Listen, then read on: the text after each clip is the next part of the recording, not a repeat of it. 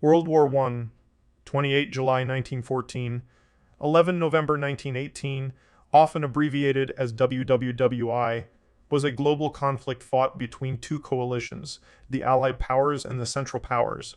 Fighting took place throughout Europe, the Middle East, Africa, the Pacific, and parts of Asia. The first decade of the 20th century saw increasing diplomatic tension between the European great powers. This reached a breaking point on 28 June 1914 when a Bosnian Serb named Gavrilo Princip assassinated Archduke Franz Ferdinand, heir to the Austro-Hungarian throne. Austria-Hungary held Serbia responsible and declared war on 28 July. Russia came to Serbia's defense, and by 4 August Germany, France, and Britain were drawn into the war, with the Ottoman Empire joining in November the same year. German strategy in 1914 was to first defeat France, then transfer forces to the Russian front. However, this failed, and by the end of 1914 the Western Front consisted of a continuous line of trenches stretching from the English Channel to Switzerland. The Eastern Front was more dynamic, but neither side could gain a decisive advantage despite costly offensives.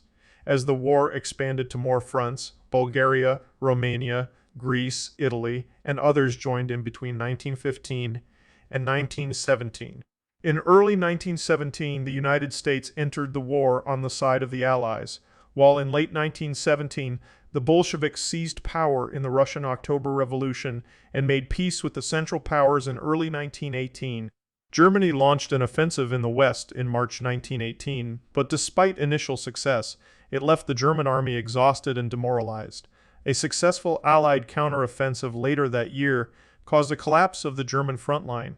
By the end of 1918, Bulgaria, the Ottoman Empire, and Austria-Hungary agreed to armistices with the Allies, leaving Germany isolated. Facing revolution at home and with his army on the verge of mutiny, Kaiser Wilhelm II abdicated on 9 November. An armistice 3 days later ended the fighting, and the Paris Peace Conference imposed various settlements on the defeated powers, notably the Treaty of Versailles. The dissolution of the Russian, German, Austro-Hungarian, and Ottoman empires resulted in the creation of new independent states, including Poland, Finland, Czechoslovakia, and Yugoslavia. World War I was one of the deadliest wars in history and resulted in an estimated 9 million soldiers dead and 23 million wounded, while 5 million civilians died due to military action, hunger, and disease. Millions more died as a result of genocide, and the devastation of the war heavily contributed to the 1918 Spanish flu pandemic. The inability to manage post-war instability contributed to the outbreak of World War II in September 1939. The term World War was first coined in September 1914 by German biologist and philosopher Ernst Haeckel. He claimed that there is no doubt that the course and character of the feared European war will become the First World War in the full sense of the word. In the Indianapolis Star on 20 September 1914, the term First World War had been used by Colonel Charles A. Court Repington as a title for his memoirs, published in 1920. He had noted his discussion on the matter with a Major Johnstone of Harvard University in his diary entry of 10 September 1918. Prior to World War II, the events of 1914-19 were generally known as the Great War, or simply the World War. In August 1914, the magazine The Independent wrote, "This is the Great War." It names itself. In October 1914, the Canadian magazine Maclean similarly wrote, "Some wars name themselves." This is the Great War. Contemporary Europeans also referred to it as the war to end war. And it was also described as the war to end all wars due to their perception of its unparalleled scale, devastation, and loss of life. For much of the 19th century, the major European powers maintained a tenuous balance of power among themselves, known as the Concert of Europe. After 1848, this was challenged by a variety of factors, including Britain's withdrawal into so-called splendid isolation, the decline of the Ottoman Empire, new imperialism, and the rise of Prussia under Otto von Bismarck. The 1866 Austro-Prussian War established Prussian hegemony in Germany, while victory in the 1870 Franco-Prussian War allowed Bismarck to consolidate the German states into a German empire under Prussian leadership. Avenging the defeat of 1871, or revanchism, and recovering the provinces of Alsace-Lorraine became the principal objects of French policy for the next 40 years. In order to isolate France and avoid a war on two fronts, Bismarck negotiated the League of the Three Emperors, Erman, Dreikaiserbund, between Austria-Hungary, Russia, and Germany. After Russian victory in the 1877-1878 Russo-Turkish War, the League was dissolved due to Austrian concerns over Russian influence in the Balkans, an area they considered of vital strategic interest. Germany and Austria-Hungary then formed the 1879 Dual Alliance, which became the Triple Alliance when Italy joined in 1882. For Bismarck, the purpose of these agreements was to isolate France by ensuring the three empires resolved any disputes between themselves. When this was threatened in 1880 by British and French attempts to negotiate directly with Russia, he reformed the League in 1881, which was renewed in 1883, and 1885. After the agreement lapsed in 1887, he replaced it with the Reinsurance Treaty, a secret agreement between Germany and Russia to remain neutral if either were attacked by France or Austria-Hungary. Bismarck viewed peace with Russia as the foundation of German foreign policy, but after becoming Kaiser in 1890, Wilhelm II forced him to retire and was persuaded not to renew the Reinsurance Treaty by his new chancellor, Leo von Caprivi. This provided France an opportunity to counteract the Triple Alliance by signing the Franco-Russian Alliance in 1894, followed by the 1904 Entente Cordiale with Britain. The Triple Entente was completed by the 1907 Anglo-Russian Convention. While these were not formal alliances, by settling long-standing colonial disputes in Africa and Asia, the notion of British entry into any future conflict involving France or Russia became a possibility. British and Russian support for France against Germany during the Agadir crisis in 1911 reinforced their relationship and increased Anglo-German estrangement, deepening the divisions that would erupt in 1914. German industrial strength and production significantly increased after 1871, driven by the creation of a unified Reich, French indemnity payments, and the annexation of Alsace-Lorraine. Backed by Wilhelm II, Admiral Alfred von Tirpitz sought to use this growth in economic power to build a Kaiserliche Marine, or Imperial German Navy, which could compete with the British Royal Navy for world naval supremacy. His thinking was influenced by U.S. naval strategist Alfred Thayer Mahan, who argued possession of a blue water navy was vital for global power projection. Tirpitz had his books translated into German, while Wilhelm made them required reading for his advisors and senior military personnel. However, it was also an emotional decision, driven by Wilhelm's simultaneous admiration for the Royal Navy and desire to outdo and surpass it. Bismarck thought that the British would not interfere in Europe, so long as its maritime supremacy remained secure, but his dismissal in 1890 led to a change in policy and an Anglo-German naval arms race began. Despite the vast sums spent by Tirpitz, the launch of HMS Dreadnought in 1906 gave the British a technological advantage over their German rivals which they never lost. Ultimately, the race diverted huge resources into creating a German navy large enough to antagonize Britain but not defeat it. In 1911, Chancellor Theobald von Bethmann-Hollweg acknowledged defeat, leading to the Rüstungswende or armaments turning point, when he switched expenditure from the Navy to the Army. This decision was not driven by a reduction in political tensions, but German concern over Russia's quick recovery from its defeat in the Russo-Japanese War and subsequent 1905 Russian Revolution that same year. Economic reforms backed by funding from the French led to a significant post-1908 expansion of railways and transportation infrastructure, particularly in its western border regions.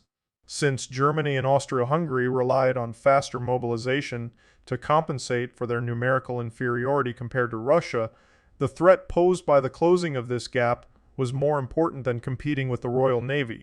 After Germany expanded its standing army by 170,000 troops in 1913, France extended compulsory military service from 2 to 3 years. Similar measures were taken by the Balkan powers in Italy, which led to increased expenditure by the Ottomans and Austria-Hungary. Absolute figures are hard to calculate due to differences in categorizing expenditure, since they often omit civilian infrastructure projects like railways, which also had logistical importance in military use. It is known, however, that from 1908 to 1913, military spending by the six major European powers increased by over 50s in real terms. The years before 1914 were marked by a series of crises in the Balkans as other powers sought to benefit from Ottoman decline. While pan-Slavic and Orthodox Russia considered itself the protector of Serbia and other Slav states, they preferred the strategically vital Bosporus Straits to be controlled by a weak Ottoman government rather than an ambitious Slav power like Bulgaria.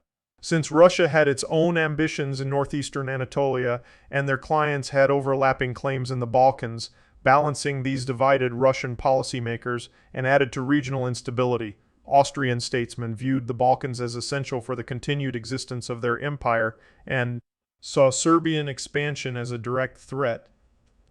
The 1908-1909 Bosnian crisis began when Austria annexed the former Ottoman territory of Bosnia and Herzegovina, which it had occupied since 1878. Time to coincide with the Bulgarian declaration of independence from the Ottoman Empire. This unilateral action was denounced by the European powers, but accepted as there was no consensus on how to resolve the situation. Some historians see this as a significant escalation, ending any chance of Austria cooperating with Russia in the Balkans while also damaging diplomatic relations between Serbia and Italy, both of whom had their own expansionist ambitions in the region. Tensions increased after the 1911-1912 Italo-Turkish War demonstrated Ottoman weakness and led to the formation of the Balkan League, an alliance of Serbia, Bulgaria, Montenegro, and Greece. The League quickly overran most of the Ottomans' territory in the Balkans during the 1912-1913 First Balkan War, much to the surprise of outside observers. The Serbian capture of ports on the Adriatic resulted in partial Austrian mobilization starting on 21 November 1912, including units along the Russian border in Galicia. In a meeting the next day, the Russian government decided not to mobilize in response. Unwilling to precipitate a war for which they were not as of yet prepared to handle, the great powers sought to reassert control through the 1913 Treaty of London, which created an independent Albania, while enlarging the territories of Bulgaria, Serbia, Montenegro, and Greece. However, disputes between the victors sparked the 33-day Second Balkan War.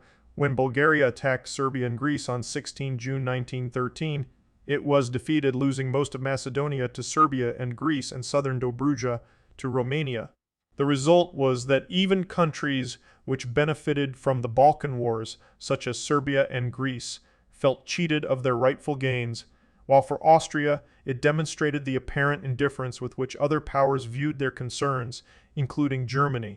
This complex mix of resentment, nationalism, and insecurity helps explain why the pre-1914 Balkans became known as the powder keg of Europe.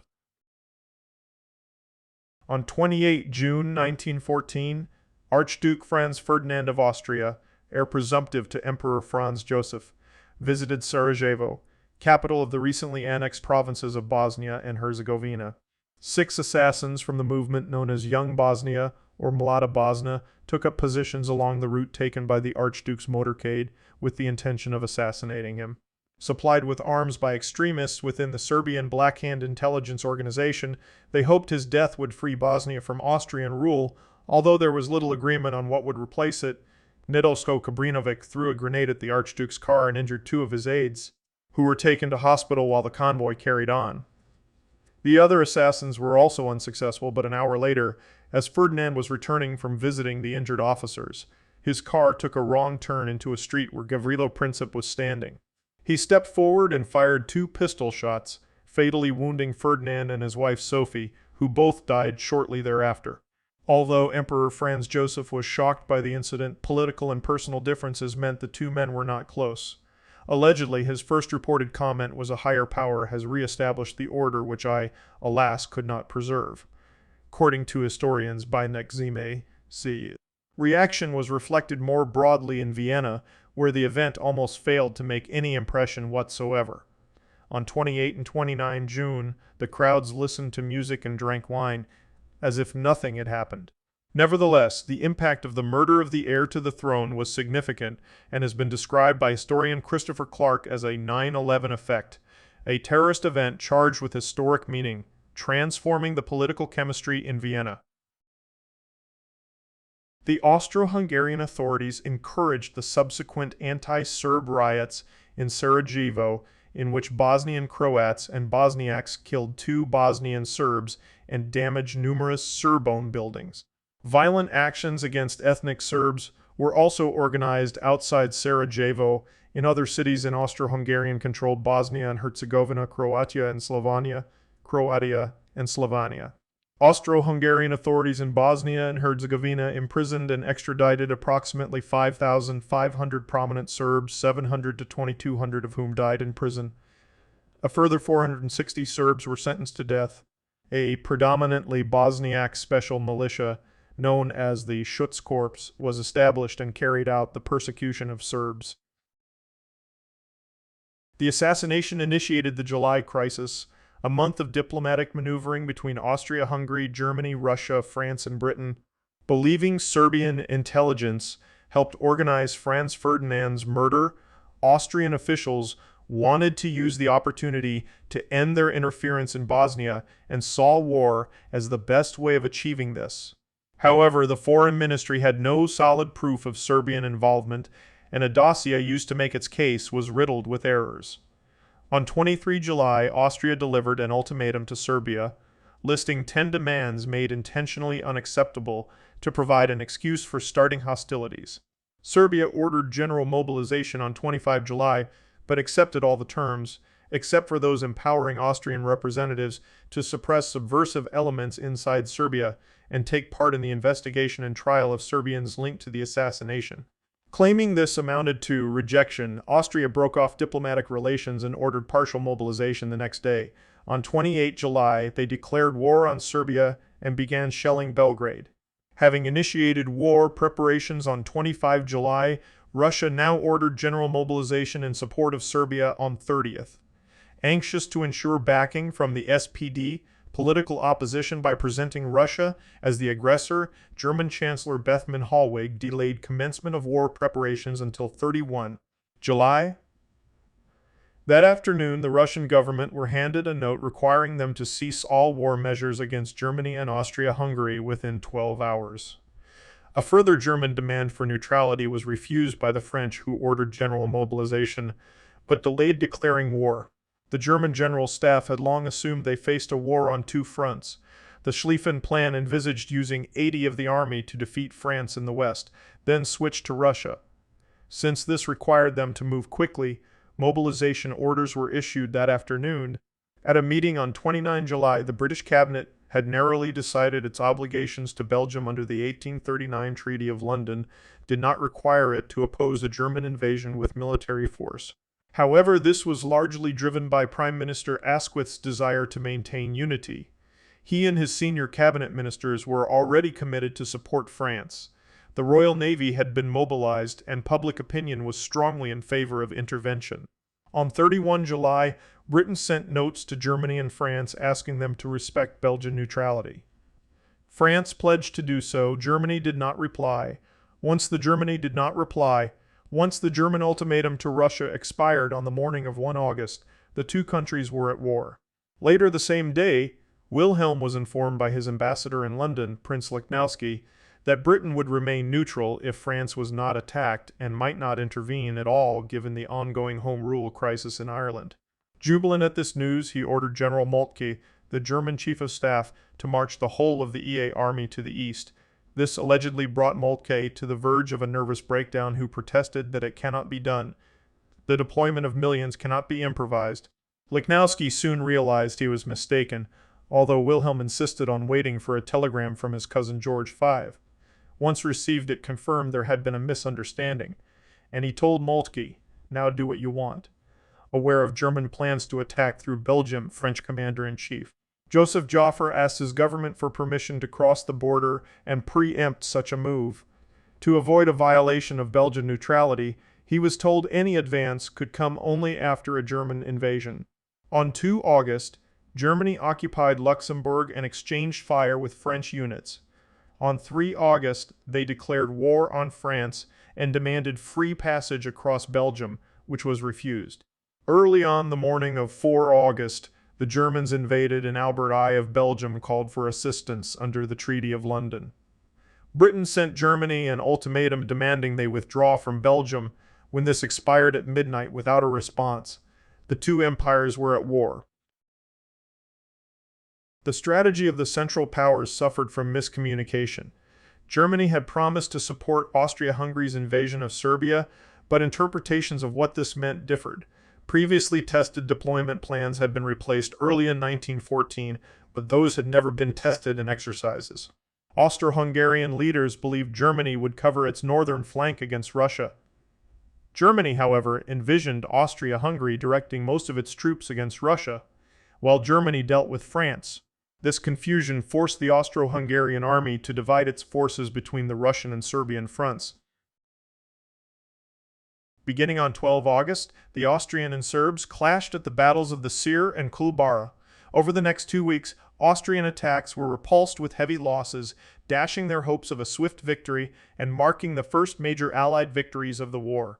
As a result, Austria had to keep sizable forces on the Serbian front, weakening its efforts against Russia. Serbia's defeat of the 1914 invasion has been called one of the major upset victories of the 20th century. In spring 1915, the campaign saw the first use of anti-aircraft warfare after an Austrian plane was shot down with ground-to-air fire, as well as the first medical evacuation by the Serbian army in autumn 1915. Upon mobilization in 1914, 80 of the German army was located on the Western Front, with the remainder acting as a screening force in the east. Officially titled Auf Marsch to West, it is better known as the Schlieffen Plan after its creator, Alfred von Schlieffen Plan after its creator, Alfred von Schlieffen, he out of the German General Staff. From 1891 to 1906, rather than a direct attack across their shared frontier, the German right wing would sweep through the Netherlands and Belgium, then swing south encircling Paris and trapping the French army against the Swiss border. Schlieffen estimated this would take 6 weeks, after which the German army would transfer to the east and defeat the Russians. The plan was substantially modified by his successor, Helmuth von Moltke the Younger. Under Schlieffen, 85 of German forces in the west were assigned to the right wing, with the remainder holding along the frontier.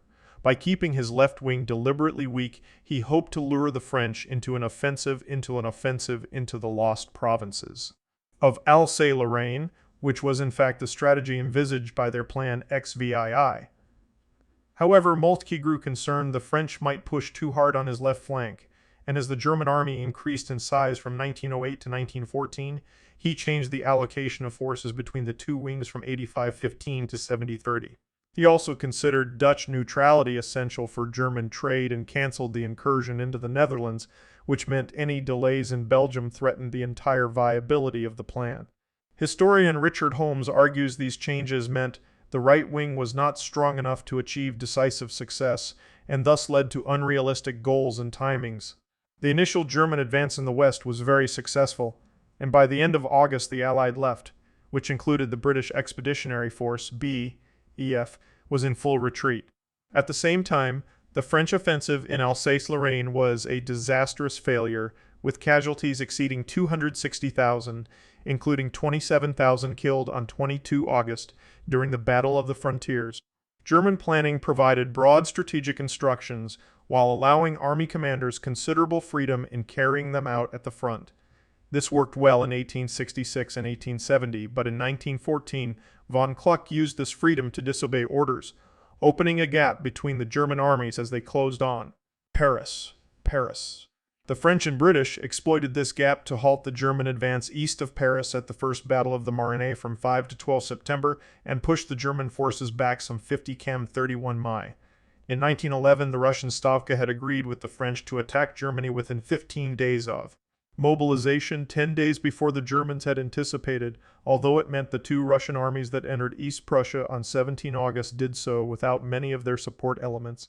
Although the Russian Second Army was effectively destroyed at the Battle of Tannenberg on 26-30 August, their advance caused the Germans to reroute their 8th Field Army from France to East Prussia, a factor in Allied victory on the Marne. By the end of 1914, German troops held strong defensive positions inside France, controlled the bulk of France's domestic coalfields, and had inflicted 230,000 more casualties than it lost itself. However, communications problems and questionable command decisions cost Germany the chance of a decisive outcome, while it had failed to achieve the primary objective of avoiding a long two-front war. As was apparent to a number of German leaders, this amounted to a strategic defeat. Shortly after the Marne, Crown Prince Wilhelm told an American reporter, "We have lost the war. It will go on for a long time, but lost it is already." On 30 August 1914, New Zealand occupied German Samoa, now the independent state of Samoa. On 11 September, the Australian Naval and Military Expeditionary Force landed on the island of New Britain, then part of German New Guinea. On 28 October, the German cruiser SMS Emden sank the Russian cruiser Zemchug in the Battle of Penang. Japan declared war on Germany prior to seizing territories in the Pacific, which later became the South Seas Mandate, as well as German treaty ports on the Chinese Shan Peninsula at Timbuktu.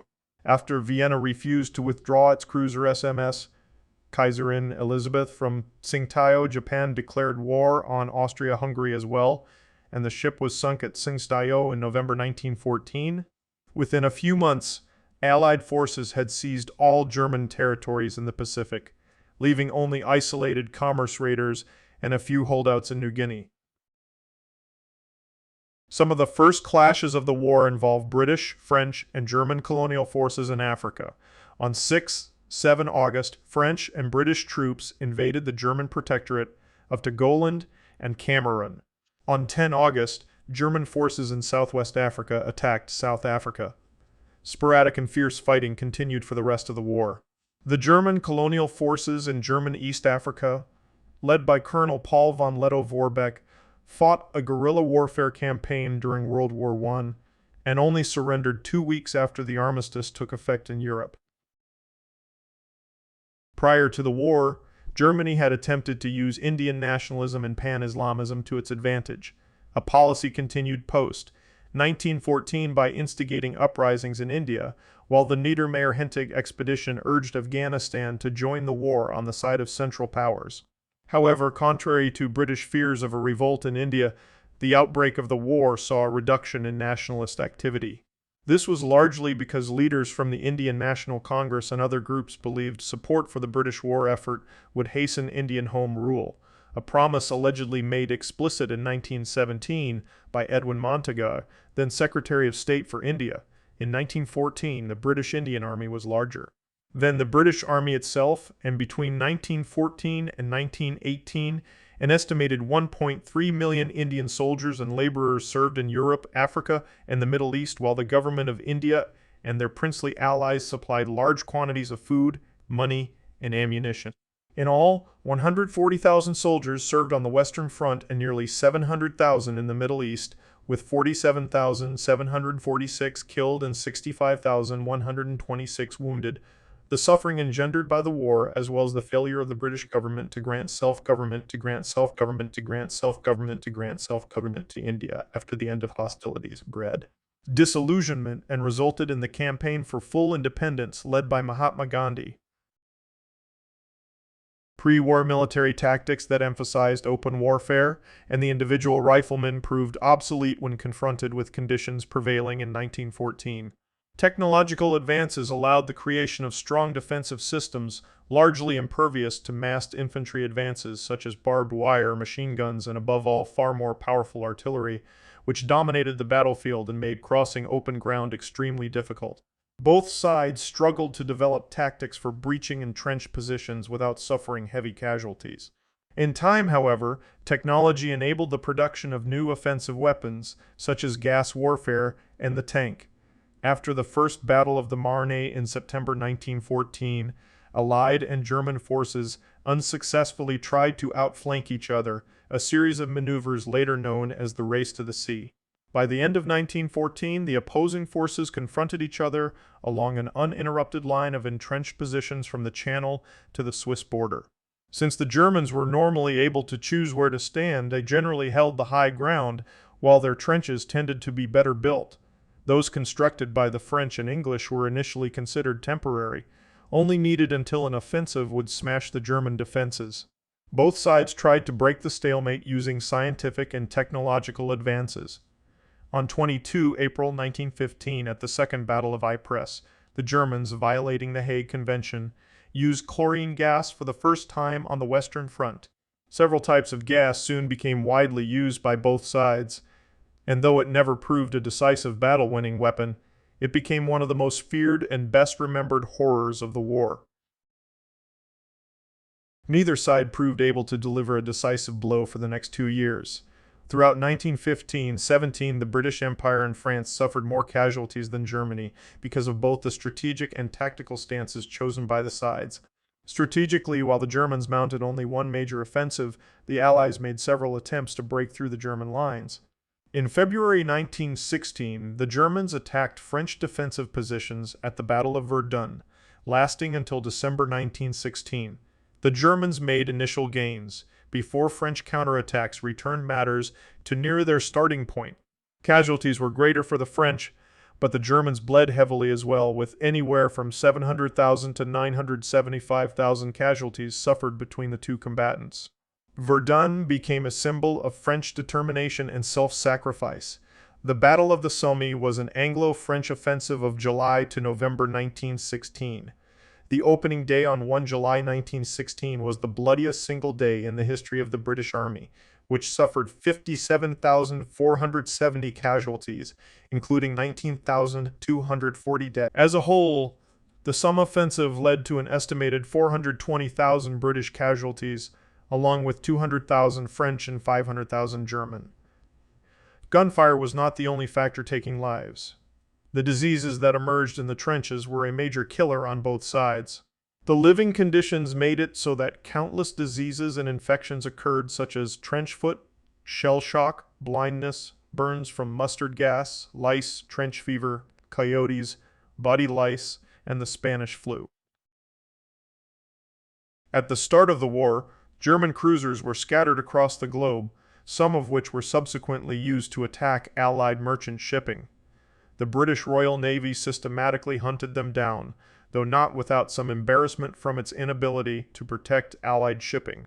For example, the light cruiser SMS Emden, which was part of the German East Asia Squadron stationed at King Dayo, seized or sank 15 merchantmen, as well as a Russian cruiser and a French destroyer. Most of the squadron was returning to Germany when it sank 2 British armored cruisers at the Battle of Coronel in November 1914, before being virtually destroyed at the Battle of the Falkland Islands in December. The SMS Dresden escaped with a few auxiliaries, but after the Battle of Massa-Tierra, these too had either been destroyed or interned. Soon after the outbreak of hostilities, Britain began a naval blockade of Germany. The strategy proved effective, cutting off vital military and civilian supplies, although this blockade violated accepted international law codified by several international agreements of the past 2 centuries. Britain mined international waters to prevent any ships from entering entire sections of ocean, causing danger to even neutral ships.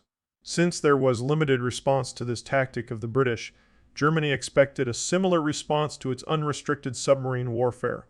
The Battle of Jutland, German, Skagerrak-Schlacht, or Battle of the Skagerrak-Schlacht, or Battle of the Skagerrak, in May-June 1916 developed into the largest naval battle of the war. It was the only full-scale clash of battleships during the war, and one of the largest in history. The Kaiserliche Marine's High Seas Fleet, commanded by Vice Admiral Reinhard Scheer, fought the Royal Navy's Grand Fleet, led by Admiral Sir John Jellicoe. The engagement was a standoff, as the Germans were outmaneuvered by the larger British fleet, but managed to escape and inflicted more damage to the British fleet than they received. Strategically, however, the British asserted their control of the sea, and the bulk of the German surface fleet remained confined to port for the duration of the war. German U-boats attempted to cut the supply lines between North America and Britain. The nature of submarine warfare meant that attacks often came without warning, giving the crews of the merchant ships little hope of survival. The United States launched a protest and Germany changed its rules of engagement. After the sinking of the passenger ship RMS Lusitania in 1915, Germany promised not to target passenger liners while Britain armed its merchant ships, placing them beyond the protection of the cruiser rules, which demanded warning and movement of crews to a place of safety, a standard that lifeboats did not meet. Finally, in early 1917, Germany adopted a policy of unrestricted submarine warfare, realizing the Americans would eventually enter the war. Germany sought to strangle Allied sea lanes before the United States could transport a large army overseas, but after initial successes eventually failed to do so. The U-boat threat lessened in 1917 when merchant ships began traveling in convoys, escorted by destroyers. This tactic made it difficult for U-boats to find targets, which significantly lessened losses. After the hydrophone and depth charges were introduced, accompanying destroyers could attack a submerged submarine with some hope of success. Convoys slowed the flow of supplies since ships had to wait as convoys were assembled.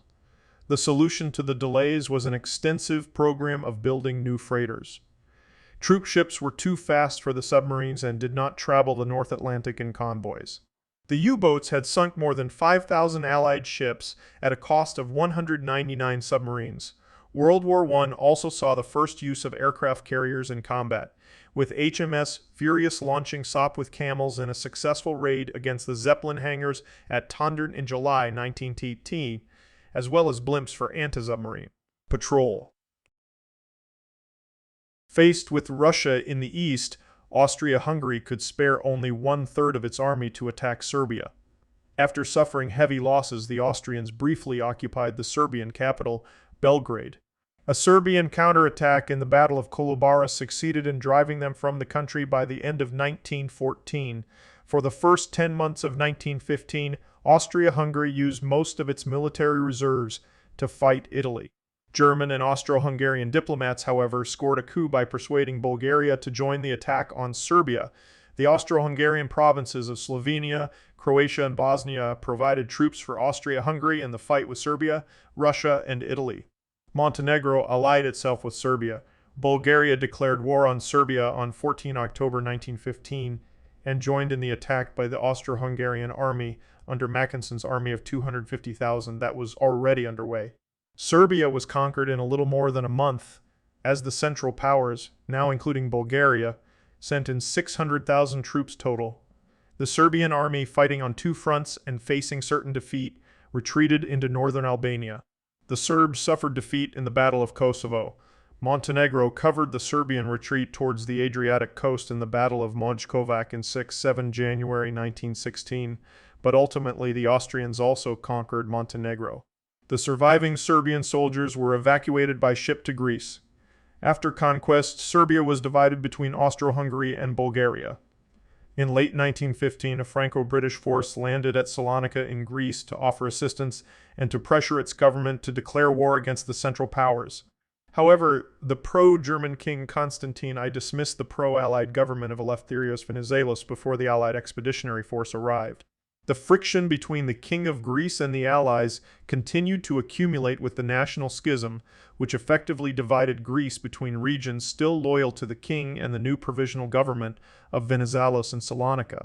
After intense negotiations and an armed confrontation in Athens between Allied and Royalist forces, an incident known as Noemvriana, the King of Greece abdicated and his second son Alexander took his place.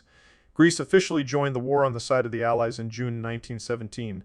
The Macedonian front was initially mostly static. French and Serbian forces retook limited areas of Macedonia by recapturing Bitola on 19 November 1916 following the costly Monastir offensive, which brought stabilization of the front. Serbian and French troops finally made a breakthrough in September 1918 in the Vardar offensive, after most of the German and Austro-Hungarian troops had been withdrawn. The Bulgarians were defeated at the Battle of Dobro Pole, and by 25 September British and French troops had crossed the border into Bulgaria proper as the Bulgarian army collapsed. Bulgaria capitulated 4 days later, on 29 September 1918. The German High Command responded by dispatching troops to hold the line, but these forces were far too weak to re-establish a front. The disappearance of the Macedonian front meant that the road to Budapest and Vienna was now open to Allied forces. Hindenburg and Ludendorff concluded that the strategic and operational balance had now shifted decidedly against the Central Powers and, a day after the Bulgarian collapse, insisted on an immediate peace settlement. The Ottomans threatened Russia's Caucasian territories and Britain's communications with India via the Suez Canal. As the conflict progressed, the Ottoman Empire took advantage of the European powers' preoccupation with the war and conducted large-scale ethnic cleansing of the indigenous Armenian, Greek, and Assyrian Christian populations known as the Armenian Genocide, Greek Genocide, and Sappho respectively.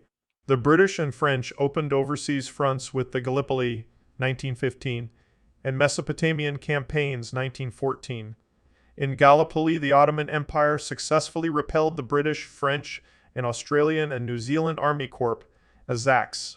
In Mesopotamia, by contrast, after the defeat of the British defenders in the Siege of Kut by the Ottomans, 1915-16, British imperial forces reorganized and captured Baghdad in March 1917.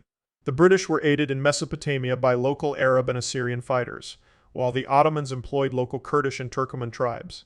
Further to the west, the Suez Canal was defended from Ottoman attacks in 1915 and 1916. In August, a German and Ottoman force was defeated at the Battle of Romani by the ANZAC Mounted Division and the 52nd Lowland Infantry Division. Following this victory, an Egyptian expeditionary force advanced across the Sinai Peninsula, pushing Ottoman forces back in the Battle of Maghtaba in December, and the Battle of Rafah on the border between the Egyptian Sinai and Ottoman Palestine in January 1917. Russian armies generally had success. In the Caucasus Campaign, Enver Pasha, supreme commander of the Ottoman armed forces, was ambitious and dreamed of reconquering Central Asia and areas that had been lost to Russia previously. He was, however, a poor commander. He launched an offensive against the Russians in the Caucasus in December 1914 with 100,000 troops, insisting on a frontal attack against mountainous Russian positions in winter. He lost 86 of his force at the Battle of Sarikamish. The Ottoman Empire, with German support, invaded Persia, modern Iran. In December 1914, in an effort to cut off British and Russian access to petroleum reservoirs around Baku near the Caspian Sea, Persia, ostensibly neutral, had long been under the spheres of British and Russian influence.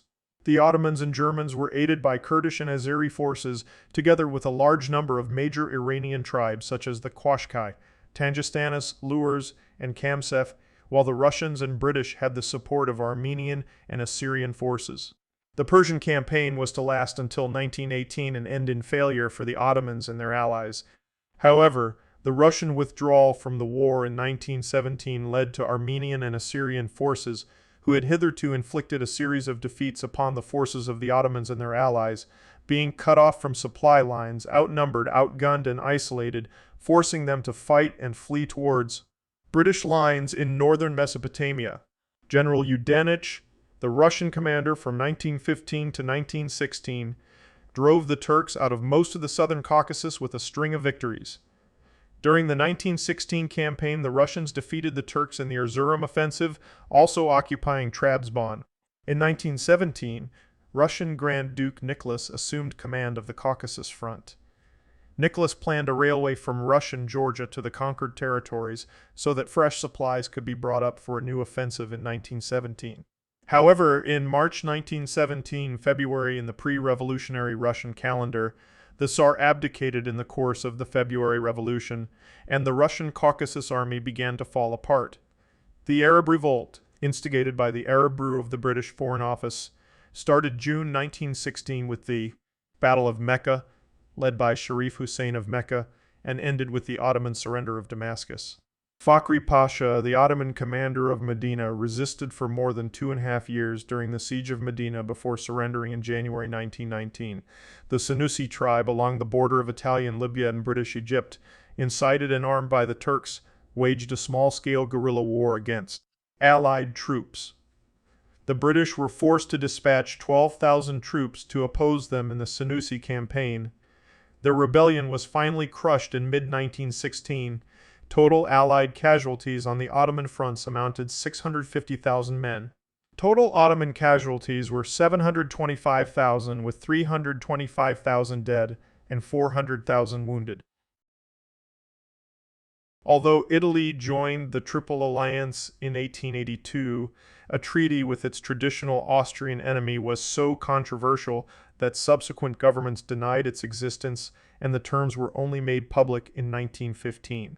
This arose from nationalist designs on Austro-Hungarian territory in Trentino, the Austrian littoral, Rijeka, and Dalmatia, which were considered vital to secure the borders established in 1866. In 1902, Rome secretly agreed with France to remain neutral if the latter was attacked by Germany, effectively nullifying its role in the Triple Alliance. When the war began in 1914, Italy argued the Triple Alliance was defensive in nature and it was not obliged to support an Austrian attack on Serbia. Opposition to joining the Central Powers increased when Turkey became a member in September, since in 1911 Italy had occupied Ottoman possessions in Libya and the Dodecanese Islands. To secure Italian neutrality, the Central Powers offered them the French Protectorate of Tunisia, while in return for an immediate entry into the war, the Allies agreed to their demands for Austrian territory and sovereignty over the Dodecanese. Although they remained secret, these provisions were incorporated into the April 1915 Treaty of London. Italy joined the Triple Entente and on 23 May declared war on Austria-Hungary, followed by Germany 15 months later. The pre-1914 Italian army was the weakest in Europe, short of officers, trained men, adequate transport, and modern weapons. By April 1915, some of these deficiencies had been remedied, but it was still unprepared for the major offensive required by the Treaty of London. The advantage of superior numbers was offset by the difficult terrain. Much of the fighting took place at altitudes of over 3,000 meters in the Alps and Dolomites, where trench lines had to be cut through rock and ice, and keeping troops supplied was a major challenge. These issues were exacerbated by unimaginative strategies and tactics. Between 1915 and 1917, the Italian commander Luigi Cadorna undertook a series of frontal assaults along the Isonzo, which made little progress and cost many lives. By the end of the war, total Italian combat deaths totaled around 548,000. In the spring of 1916, the Austro-Hungarians counterattacked in Asiago in the Strafe expedition, but made little progress and were pushed by the Italians back to the Tyrol. Although an Italian corps occupied southern Albania in May 1916, their main focus was the Isonzo front, which after the capture of Gorizia in August 1916, remained static until October 1917. After a combined Austro-German force won a major victory at Caporetto, Cadorna was replaced by Armando Diaz, who retreated more than 100 kilometers 62 mi, before holding positions along the Piave River. A second Austrian offensive was repulsed in June 1918, and by October it was clear the Central Powers had lost the war. On 24 October, Diaz launched the Battle of Vittorio Veneto and initially met stubborn resistance, but with Austria-Hungary collapsing, Hungarian divisions in Italy now demanded they be sent home. When this was granted, many others followed and the imperial army disintegrated, the Italians taking over 300,000 prisoners. On 3 November, the Armistice of Villa Giusti ended hostilities between Austria-Hungary and Italy, which occupied Trieste and areas along the Adriatic Sea awarded to it in 1915. Despite secretly agreeing to support the Triple Alliance in 1883, Romania increasingly found itself at odds with the Central Powers over their support for Bulgaria in the 1912 to 1913 Balkan Wars and the status of ethnic Romanian communities in Hungarian-controlled Transylvania, which comprised an estimated 2.8 million of the 5.0 million population. With the ruling elite split into pro-German and pro-Entente factions, Romania remained neutral in 1914, arguing like Italy that because Austria-Hungary had declared war on Serbia, it was under no obligation to join them. They maintained this position for the next 2 years, while allowing Germany and Austria to transport military supplies and advisors across Romanian territory. In September 1914, Russia had acknowledged Romanian rights to Austro-Hungarian territories. including Transylvanian territories, including Transylvanian Banat, whose acquisition had widespread popular support, and Russian success against Austria led Romania to join the Entente in the August 1916 Treaty of Bucharest. Under the strategic plan known as Hypothesis Z, the Romanian army planned an offensive into Transylvania while defending southern Dobruja and Giurgiu against a possible Bulgarian counterattack. On 27 August 1916, they attacked Transylvania and occupied substantial parts of the province before being driven back by the recently formed German Ninth Army, led by former Chief of Staff Falkenhayn. A combined German-Bulgarian-Turkish offensive captured Dobruja and Giurgiu, although the bulk of the Romanian army managed to escape encirclement and retreated to Bucharest, which surrendered to the Central Powers on 6 December 1916. In the summer of 1917, a Central Powers offensive began in Romania under the command of August von Mackensen to knock Romania out of the war, resulting in the battles of Oitus Marasti and Marasesti, where up to 1 million Central Powers troops were present. The battles lasted from 22 July to 3 September, and eventually the Romanian army was victorious. August von Mackensen could not plan for another offensive, as he had to transfer troops to the Italian front. Approximately 16% of the pre-war Austro-Hungarian population consisted of ethnic Romanians whose loyalty faded as the war progressed. By 1917, they made up more than 50% of the 300,000 deserters from the Imperial Army. Prisoners of war held by the Russian Empire formed the Romanian Volunteer Corps, who were repatriated to Romania in 1917. Many fought in the battles of Marasti, Marasigi, Morsesti, and Oitus, where with Russian support the Romanian army managed to defeat an offensive by the Central Powers and even take back some territory. Left isolated after the October Revolution forced Russia out of the war, Romania signed an armistice on 9 December 1917. Shortly afterwards, fighting broke out in the adjacent Russian territory of Bessarabia between Bolsheviks and Romanian nationalists who requested military assistance from their compatriots. Following their intervention, the independent Moldavian Democratic Republic was formed in February 1918, which voted for union with Romania on 27 March. On 7 May 1918, Romania signed the Treaty of Bucharest with the Central Powers, which recognized Romanian sovereignty over Bessarabia in return for ceding control of passes in the Carpathian Mountains to Austria-Hungary and granting oil concessions to Germany. Although approved by Parliament, Ferdinand I refused to sign the treaty, hoping for an Allied victory. Romania re-entered the war on 10 November 1918 on the side of the Allies, and the Treaty of Bucharest was formally annulled by the Armistice of 11 November 1918. Between 1914 and 1918, an estimated 400,000 to 600,000 ethnic Romanians served with the Austro-Hungarian army, of whom up to 150,000 were killed in action. Total military and civilian deaths within contemporary Romanian borders are estimated at 748,000. As previously agreed with France, Russian plans at the start of the war were to simultaneously advance into Austrian Galicia and East Prussia as soon as possible. Although their attack on Galicia was largely successful, and the invasions achieved their aim of forcing Germany to divert troops from the Western Front, the speed of mobilization meant they did so without much of their heavy equipment and support functions. These weaknesses contributed to Russian defeats at Tannenberg and the Masurian Lakes in August and September 1914, forcing them to withdraw from East Prussia with heavy losses. By spring 1915, they had also retreated from Galicia, and the May 1915 Gorlice-Tarnow offensive then allowed the Central Powers to invade Russian-occupied Poland. On 5 August, the loss of Warsaw forced the Russians to abandon their Polish territories.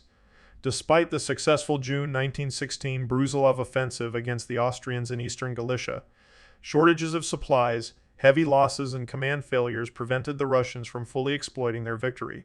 However, it was one of the most significant and impactful offensives of the war, diverting German resources from Verdun, relieving Austro-Hungarian pressure on the Italians, and convincing Romania to enter the war on the side of the Allies on 27 August. It also fatally weakened both the Austrian and Russian armies, whose offensive capabilities were badly affected by their losses and increased the disillusionment with the war that ultimately led to the Russian revolutions. Meanwhile, unrest grew in Russia as the Tsar remained at the front, with the home front controlled by Empress Alexandra. Her increasingly incompetent rule and food shortages in urban areas led to widespread protests and the murder of her favorite Grigory Rasputin at the end of 1916. On 12 December 1916, after 10 brutal months of the Battle of Verdun and a successful offensive against Romania, Germany attempted to negotiate a peace with the Allies. However, this attempt was rejected out of hand as a duplicitous war ruse. Soon after, U.S. President Woodrow Wilson attempted to intervene as a peacemaker, asking in a note for both sides to state their demands and start negotiation. Lloyd George's War Cabinet considered the German offer to be a ploy to create divisions amongst the Allies. After initial outrage and much deliberation, they took Wilson's note as a separate effort, signaling that the United States was on the verge of entering the war against Germany following the submarine outrages. While the Allies debated a response to Wilson's offer, the Germans chose to rebuff it in favor of a direct exchange of views. Learning of the German response, the Allied governments were free to make clear demands in their response of 14 January. They sought restoration of damages, the evacuation of occupied territories, reparations for France, Russia, and Romania, and a recognition of the principle of nationalities. This included the liberation of Italians, Slavs, Romanians, Czechoslovaks, and the creation of a free and united Poland. On the question of security, the Allies sought guarantees that would prevent or limit future wars, complete with sanctions, as a condition of any peace settlement. The negotiations failed, and the Entente powers rejected the German offer on the grounds that Germany had not put forward any specific proposals. By the end of 1916, Russian casualties totaled nearly 5 million killed, wounded, or captured, with major urban areas affected by food shortages and high prices. In March 1917, Tsar Nicholas ordered the military to forcibly suppress a wave of strikes in Petrograd, but the troops refused to fire on the crowds. Revolutionaries set up the Petrograd Soviet, and fearing a left-wing takeover, the State Duma forced Nicholas to abdicate and established the Russian Provisional Government, which confirmed Russia's willingness to continue the war. However, the Petrograd Soviet refused to disband, creating competing power centers and caused confusion and chaos, with frontline soldiers becoming increasingly demoralized and unwilling to fight on. Following the Tsar's abdication, Vladimir Lenin, with the help of the German government, was ushered by train from Switzerland into Russia on 16 April 1917. Discontent and the weaknesses of the provisional government led to a rise in the popularity of the Bolshevik Party, led by Lenin, which demanded an immediate end to the war. The Revolution of November was followed in December by an armistice and negotiations with Germany. At first, the Bolsheviks refused the German terms, but when German troops began marching across Ukraine unopposed, the new government acceded to the Treaty of Brest-Litovsk on 3 March 1918. The treaty ceded vast territories, including Finland, Estonia, Latvia, Lithuania, parts of Poland, and Ukraine to the Central Powers. With the Russian Empire out of the war, Romania found itself alone on the Eastern Front and signed the Treaty of Bucharest with the Central Powers in May 1918, ending the state of war between Romania and the Central Powers. Under the terms of the treaty, Romania had to give territory to Austria-Hungary and Bulgaria and lease its oil reserves to Germany. However, the terms also included the Central Powers' recognition of the Union of Bessarabia with Romania. The United States was a major supplier of war materiel to the Allies, but remained neutral in 1914, in large part due to domestic opposition. The most significant factor in creating the support Wilson needed was the German submarine offensive, which not only cost American lives, but paralyzed trade as ships were reluctant to put to sea. On 6 April 1917, Congress declared war on Germany as an associated power of the Allies. The United States Navy sent a battleship group to Scapa Flow to join the Grand Fleet and provided convoy escorts.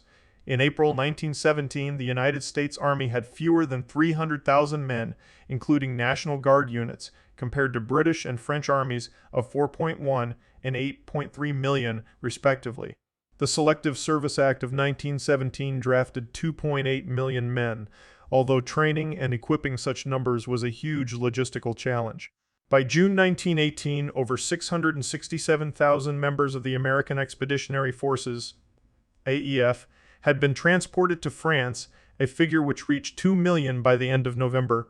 Despite his conviction Germany must be defeated, Wilson went to war to ensure the U.S. played a leading role in shaping the peace, which meant preserving the AEF as a separate military force rather than being absorbed into British or French units, as his allies wanted. He was strongly supported by AEF Commander General John J. Pershing, a proponent of pre-1914 open warfare, who considered the French and British emphasis on artillery as misguided and incompatible with American offensive spirit. Much to the frustration of his allies, who had suffered heavy losses in 1917, he insisted on retaining control of American troops and refused to commit them to the front line until able to operate as independent units. As a result, the first significant U.S. involvement was the Meuse-Argonne offensive in late September 1918. In December 1916, Robert Nivelle replaced Pétain as commander of French armies on the Western Front and began planning a spring attack in Champagne, part of a joint Franco-British operation. Nivelle claimed the capture of his main objective, the Chemin des Dames, would achieve a massive breakthrough and cost no more than 15,000 casualties. Poor security meant German intelligence was well informed on tactics and timetables, but despite this, when the attack began on 16 April, the French made substantial gains, before being brought to a halt by the newly built and extremely strong defenses of the Hindenburg Line. Nivelle persisted with frontal assaults, and by 25 April, the French had suffered nearly 135,000 casualties, including 30,000 dead, most incurred in the first 2 days. Concurrent British attacks at Arras were more successful, although ultimately of little strategic value. Operating as a separate unit for the first time, the Canadian Corps' capture of Vimy Ridge during the battle is viewed by many Canadians as a defining moment in creating a sense of national identity.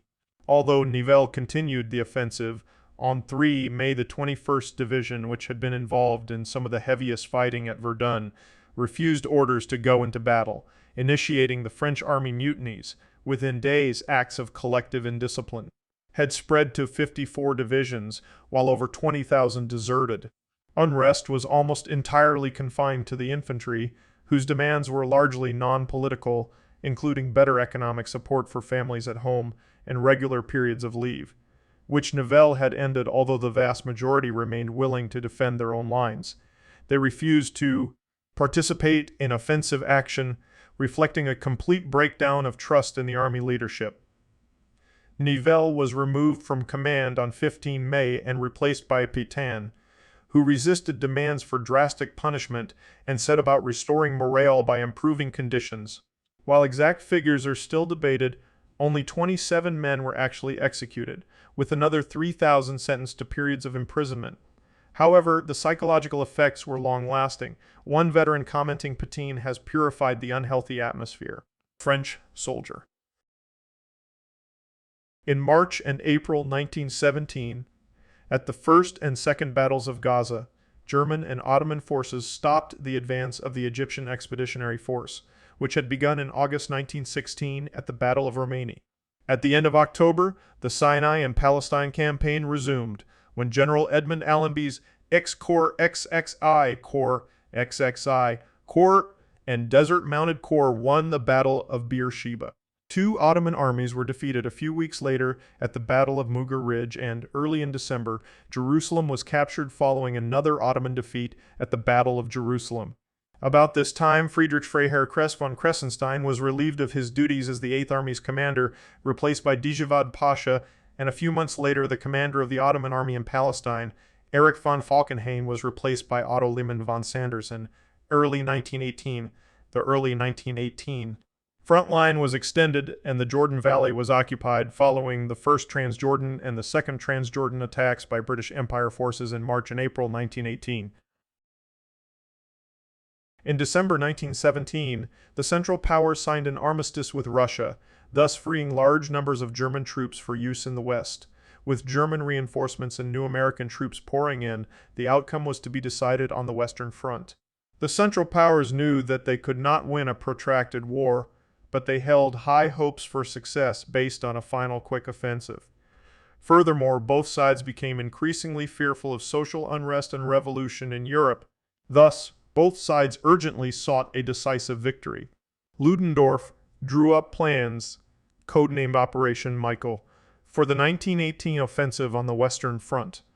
The spring offensive sought to divide the British and French forces with a series of feints and advances. The German leadership hoped to end the war before significant U.S. forces arrived. The operation commenced on 21 March 1918 with an attack on British forces near St. Quentin. German forces achieved an unprecedented advance of 60 kilometers, 37 miles. The initial offensive was so successful that Kaiser Wilhelm II declared 24 March a national holiday. Many Germans thought victory was near. After heavy fighting, however, the offensive was halted. Lacking tanks or motorized artillery, the Germans were unable to consolidate their gains. The problems of resupply were also exacerbated by increasing distances that now stretched over terrain that was shell-torn and often impassable to traffic. Following Operation Michael, Germany launched Operation Georgette against the northern English Channel ports. The Allies halted the drive after limited territorial gains by Germany. The German army to the south then conducted Operations Blucher and York, pushing broadly towards Paris. Germany launched Operation Marne, Second Battle of the Marne, on 15 July in an attempt to encircle Reims. The resulting counterattack, which started the 100 Days Offensive, marked the first successful Allied offensive of the war. By 20 July, the Germans had retreated across the Marne to their starting lines. The Allied counteroffensive, known as the 100 Days Offensive, began on 8 August 1918 with the Battle of Amiens. The battle involved over 400 tanks and 120,000 British, Dominion, and French troops, and by the end of its first day, a gap 24 kilometers, 15 miles, long had been created in the German lines. The defenders displayed a marked collapse in morale, causing Ludendorff to refer to this day as the Black Day of the German army. On 13 August, at Spa, Hindenburg, Ludendorff, the Chancellor, and Foreign Minister Hintz agreed that the war could not be ended militarily, and on the following day, the German Crown Council decided that victory in the field was now most improbable. Austria and Hungary warned that they could continue the war only until December, and Ludendorff recommended immediate peace negotiations. Prince Ruprecht warned Prince Maximilian of Baden, "Our military situation has deteriorated so rapidly that I no longer believe we can hold out over the winter. It is even possible that a catastrophe will come earlier."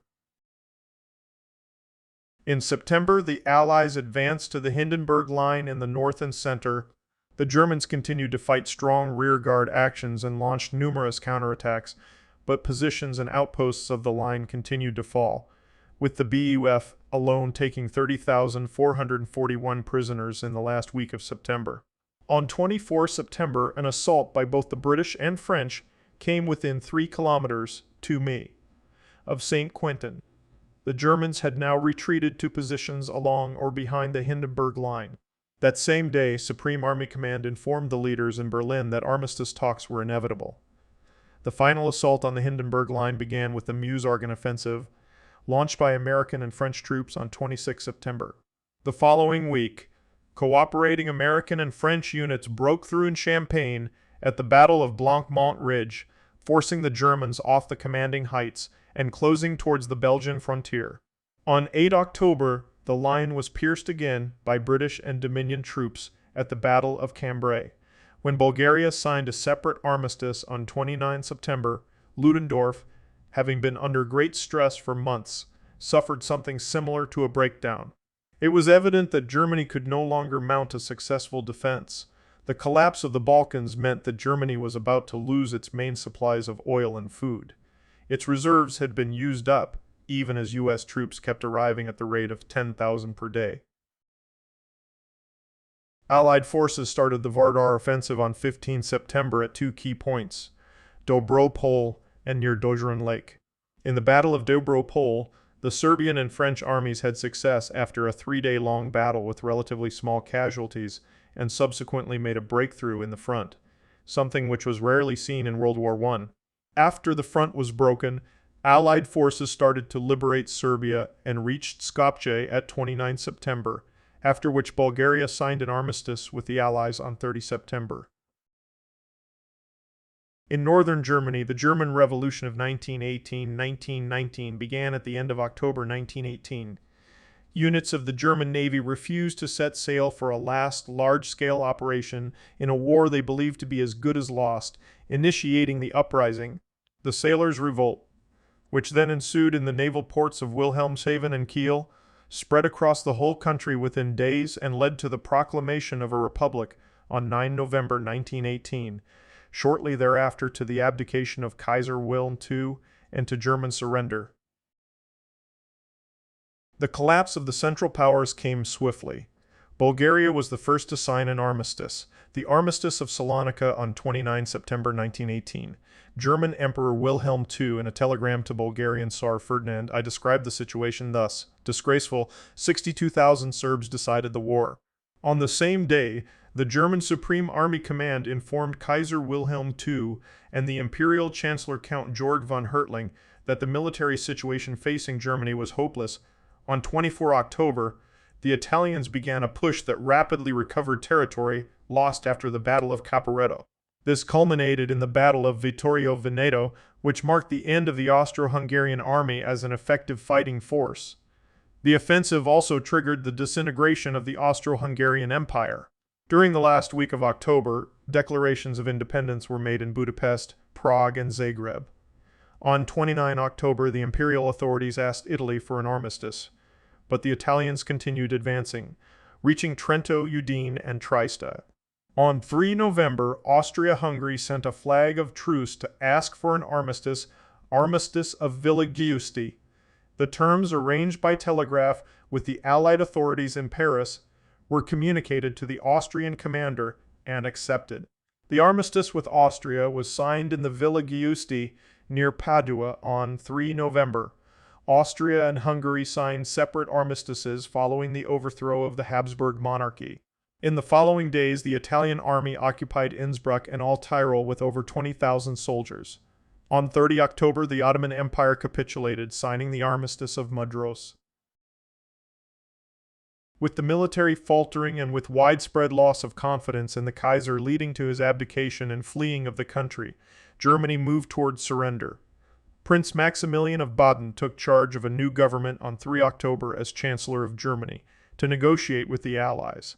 Negotiations with President Wilson began immediately in the hope that he would offer better terms than the British and French. Wilson demanded a constitutional monarchy and parliamentary control over the German military. There was no resistance when the Social Democrat Philipp Scheidemann on 9 November declared Germany to be a republic. The Kaiser, kings, and other hereditary rulers all were removed from power, and Wilhelm fled to exile in the Netherlands. It was the end of Imperial Germany. A new Germany had been born as the Weimar Republic. On 11 November at 5:00 an armistice with Germany was signed in a railroad carriage at Compiègne.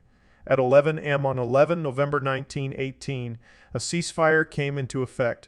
During the 6 hours between the signing of the armistice and its taking effect, opposing armies on the Western Front began to withdraw from their positions, but fighting continued along many areas of the front, as commanders wanted to capture territory before the war ended. The occupation of the Rhineland took place following the armistice. In the aftermath of the war, 4 empires disappeared: the German, Austro-Hungarian, Ottoman, and Russian. Numerous nations regained their former independence, and new ones were created. 4 dynasties, together with their ancillary aristocracies, fell as a result of the war: the Romanovs, the Hohenzollerns, the Habsburgs, and the Ottomans. Belgium and Serbia were badly damaged, as was France, with 1.4 million soldiers dead, not counting other casualties. Germany and Russia were similarly affected.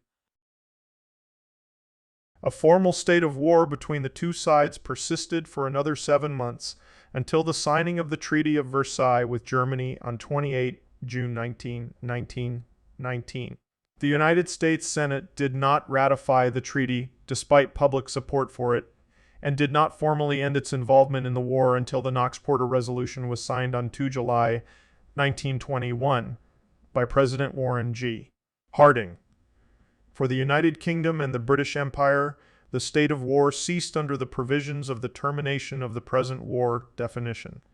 Act 1918 with respect to Germany on 10 January 1920, Austria on 16 July 1920, Bulgaria on 9 August 1920, Hungary on 26 July 1921, Turkey on 6 August 1924. After the Treaty of Versailles, treaties with Austria-Hungary, Bulgaria, and the Ottoman Empire were signed. The Ottoman Empire disintegrated with much of its Levant territory awarded to various Allied powers as protectorates. The Turkish core in Anatolia was reorganized as the Republic of Turkey. The Ottoman Empire was to be partitioned by the Treaty of Sèvres of 1920. This treaty was never ratified by the Sultan and was rejected by the Turkish national movement, leading to the victorious Turkish War of Independence and the much less stringent 1923 Treaty of Lausanne. Some war memorials date the end of the war as being when the Versailles Treaty was signed in 1919, which was when many of the troops serving abroad finally returned home. By contrast, most commemorations of the war's end concentrate on the Armistice of 11 November 1918. Legally, the formal peace treaties were not complete until the Treaty of Lausanne, was signed. Under its terms, the Allied forces left Constantinople on 23 August 1923. After the war, there grew a certain amount of academic focus on the causes of war and on the elements that could make peace flourish. In part, these led to the institutionalization of peace and conflict studies, security studies, and international relations, IR, in general. The Paris Peace Conference imposed a series of peace treaties on the Central Powers, officially ending the war. The 1919 Treaty of Versailles dealt with Germany and, building on Wilson's 14th point, brought into being the League of Nations on 28 June 1919. The Central Powers had to acknowledge responsibility for all the loss and damage to which the Allied and associated governments and their nationals have been subjected as a consequence of the war imposed upon them by their aggression. In the Treaty of Versailles, this statement was Article 231. This article became known as the War Guilt Clause, as the majority of Germans felt humiliated and resentful. Overall, the Germans felt they had been unjustly dealt with by what they called the Diktat of Versailles. German historian Hagen Schulze said the treaty placed Germany under legal sanctions, deprived of military power, economically ruined, and politically humiliated. Belgian historian Laurens van Ypersel emphasizes the central role played by memory of the war and the Versailles Treaty in German politics in the 1920s and 1930s. Active denial of war guilt in Germany and German resentment at both reparations and continued Allied occupation of the Rhineland made widespread revision of the meaning and memory of the war problematic. The legend of the stab in the back and the wish to revise the Versailles Diktat and the belief in an international threat aimed at the elimination of the German nation persisted at the heart of German politics. Even a man of peace such as Gustav Stresemann publicly rejected German guilt. As for the Nazis, they waved the banners of domestic treason and international conspiracy in an attempt to galvanize the German nation into a spirit of revenge. Like a fascist Italy, Nazi Germany sought to redirect the memory of the war to the benefit of its own policies. Meanwhile, new nations liberated from German rule viewed the treaty as recognition of wrongs committed against small nations by much larger aggressive neighbors. The peace conference required all the defeated powers to pay reparations for all the damage done to civilians. However, owing to economic difficulties in Germany being the only defeated power with an intact economy, the burden fell largely on Germany. Austria-Hungary was partitioned into several successor states, largely but not entirely along ethnic lines. Apart from Austria and Hungary, Czechoslovakia, Italy, Poland, Romania, and Yugoslavia received territories from the dual monarchy. The formerly separate and autonomous Kingdom of Croatia-Slavonia was incorporated into Yugoslavia. The details were contained in the Saint-Germain-en-Laye and the Treaty of Trianon. As a result, Hungary lost 64 of its total population, decreasing from 20.9 million to 7.6 million, and losing 3.3 out of 10.7 million of its ethnic Hungarians. According to the 1910 census, speakers of the Hungarian language included approximately 54% of the entire population of the Kingdom of Hungary. Within the country, numerous ethnic minorities were present. 16.11 Romanians 10.5, Slovaks 10.4, Germans 2.5, Ruthenians 2.5, Serbians 2.5, Verms. Between 1920 and 1924, 354,000 Hungarians fled former Hungarian territories attached to Romania, Czechoslovakia, and Yugoslavia. The Russian Empire, which had withdrawn from the war in 1917 after the October Revolution, lost much of its western frontier as the newly independent nations of Estonia, Finland, Latvia, Lithuania, and Poland were carved from it. Romania took control of Bessarabia in April 1918. After 123 years, Poland re-emerged as an independent country. The Kingdom of Serbia and its dynasty as a minor intense nation. And the country with the most casualties per capita became the backbone of a new multinational state, the Kingdom of Serbs, Croats, and Slovens, later renamed Yugoslavia. Czechoslovakia, combining the Kingdom of Bohemia with parts of the Kingdom of Hungary, became a new nation. Romania would unite all Romanian-speaking people under a single state, leading to Greater Romania. Russia became the Soviet Union and lost Finland, Estonia, Lithuania, and Latvia, which became independent countries. The Ottoman Empire was soon replaced by Turkey and several other countries in the Middle East. In the British Empire, the war unleashed new forms of nationalism. In Australia and New Zealand, the Battle of Gallipoli became known as those nations' baptism of fire. It was the first major war in which the newly established countries fought, and it was one of the first times that Australian troops fought as Australians, not just subjects of the British Crown, and independent national identities for these nations took hold. Anzac Day, commemorating the Australian and New Zealand Army Corps, ANZAC, celebrates this defining moment. After the Battle of Vimy Ridge, where the Canadian divisions fought together for the first time as a single corps, Canadians began to refer to their country as a nation forged from fire. Having succeeded on the same battleground where the mother countries had previously faltered, they were for the first time respected internationally for their own accomplishments. Canada entered the war as a dominion of the British Empire and remained so, although it emerged with a greater measure of independence. When Britain declared war in 1914, the Dominions were automatically at war. At the conclusion, Canada, Australia, New Zealand, and South Africa were individual signatories of the Treaty of Versailles. Lobbying by Chaim Weizmann and fear that American Jews would encourage the United States to support Germany culminated in the British government's Balfour Declaration of 1917, endorsing creation of a Jewish homeland in Palestine.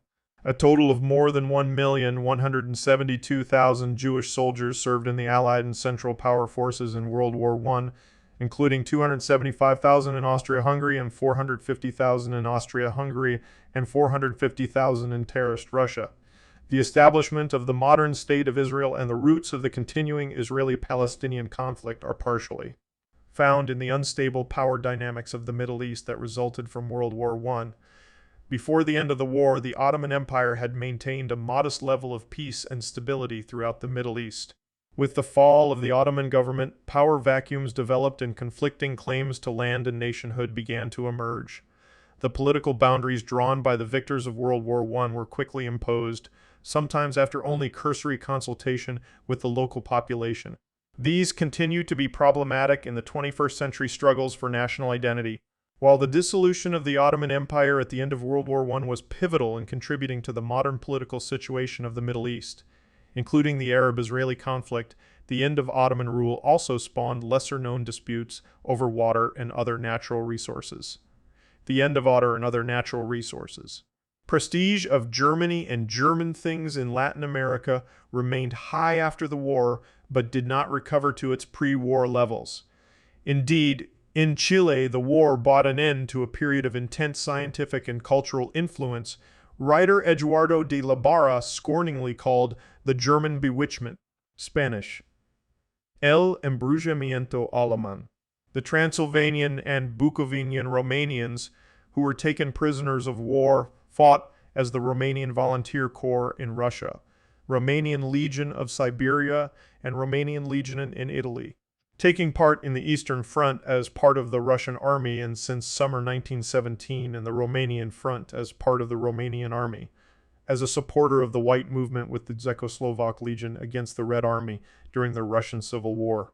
In the battles of Montello, Vittorio Veneto, Sisimolet, Piave, Camone, Montegrappa, Nervesa, and Ponte delle Alpi as part of the Italian army against Austria-Hungary, and in 1919 as part of the Romanian army in the Hungarian-Romanian War. In the late spring of 1918, 3 new states were formed in the South Caucasus: the First Republic of Armenia, the Azerbaijan Democratic Republic, and the Democratic Republic of Georgia, which declared their independence from the Russian Empire. 2 other minor entities were established: the Central Caspian Dictatorship and Southwest Caucasian Republic. The former was liquidated by Azerbaijan in the autumn of 1918 and the latter by a joint Armenian-British task force in early 1919. With the withdrawal of the Russian armies from the Caucasus Front in the winter of 1917-18, the 3 major republics braced for an imminent Ottoman advance, which commenced in the early months of 1918. Solidarity was briefly maintained when the Transcaucasian Federative Republic was created in the spring of 1918, but this collapsed in May when the Georgians asked for and received protection from Germany, and the Azerbaijanis concluded a treaty with the Ottoman Empire that was more akin to a military alliance. Armenia was left to fend for itself and struggled for 5 months against the threat of a full-fledged occupation by the Ottoman Turks before defeating them at the Battle of Sardarabad. In the aftermath of World War I, Greece fought against Turkish nationalists led by Mustafa Kemal, a war that eventually resulted in a massive population exchange between the 2 countries under the Treaty of Lausanne. According to various sources, several 100,000 Greeks died during this period, which was tied in with the Greek genocide. Of the 60 million European military personnel who were mobilized from 1914 to 1918, 8 million were killed, 7 million were permanently disabled, and 15 million were seriously injured. Germany lost 15.1% of its active male population, Austria-Hungary lost 17.1%, and France lost 10.1%, and France lost 10%. France mobilized 7.8 million men, of which 1.4 million died and 3.2 million were injured. Among the soldiers mutilated and surviving in the trenches, approximately 15,000 sustained horrific facial injuries, causing them to undergo social stigma and marginalization. They were called the ghouls Cassis. In Germany, civilian deaths were 474,000 higher than in peacetime, due in large part to food shortages and malnutrition that weakened resistance to disease. These excess deaths are estimated as 271,000 in 1918, plus another 71,000 in the first half of 1919 when the blockade was still in effect. By the end of the war, starvation caused by famine had killed approximately 100,000 people in Lebanon. Between 5 and 10 million people died in the Russian famine of 1921. By 1922, there were between 4.5 million and 7 million homeless children in Russia as a result of nearly a decade of devastation from World War I, the Russian Civil War, and the subsequent famine of 1920-1922. Numerous anti-Soviet Russians fled the country after the revolution. By the 1930s, the northern Chinese city of Harbin had 100,000 Russians.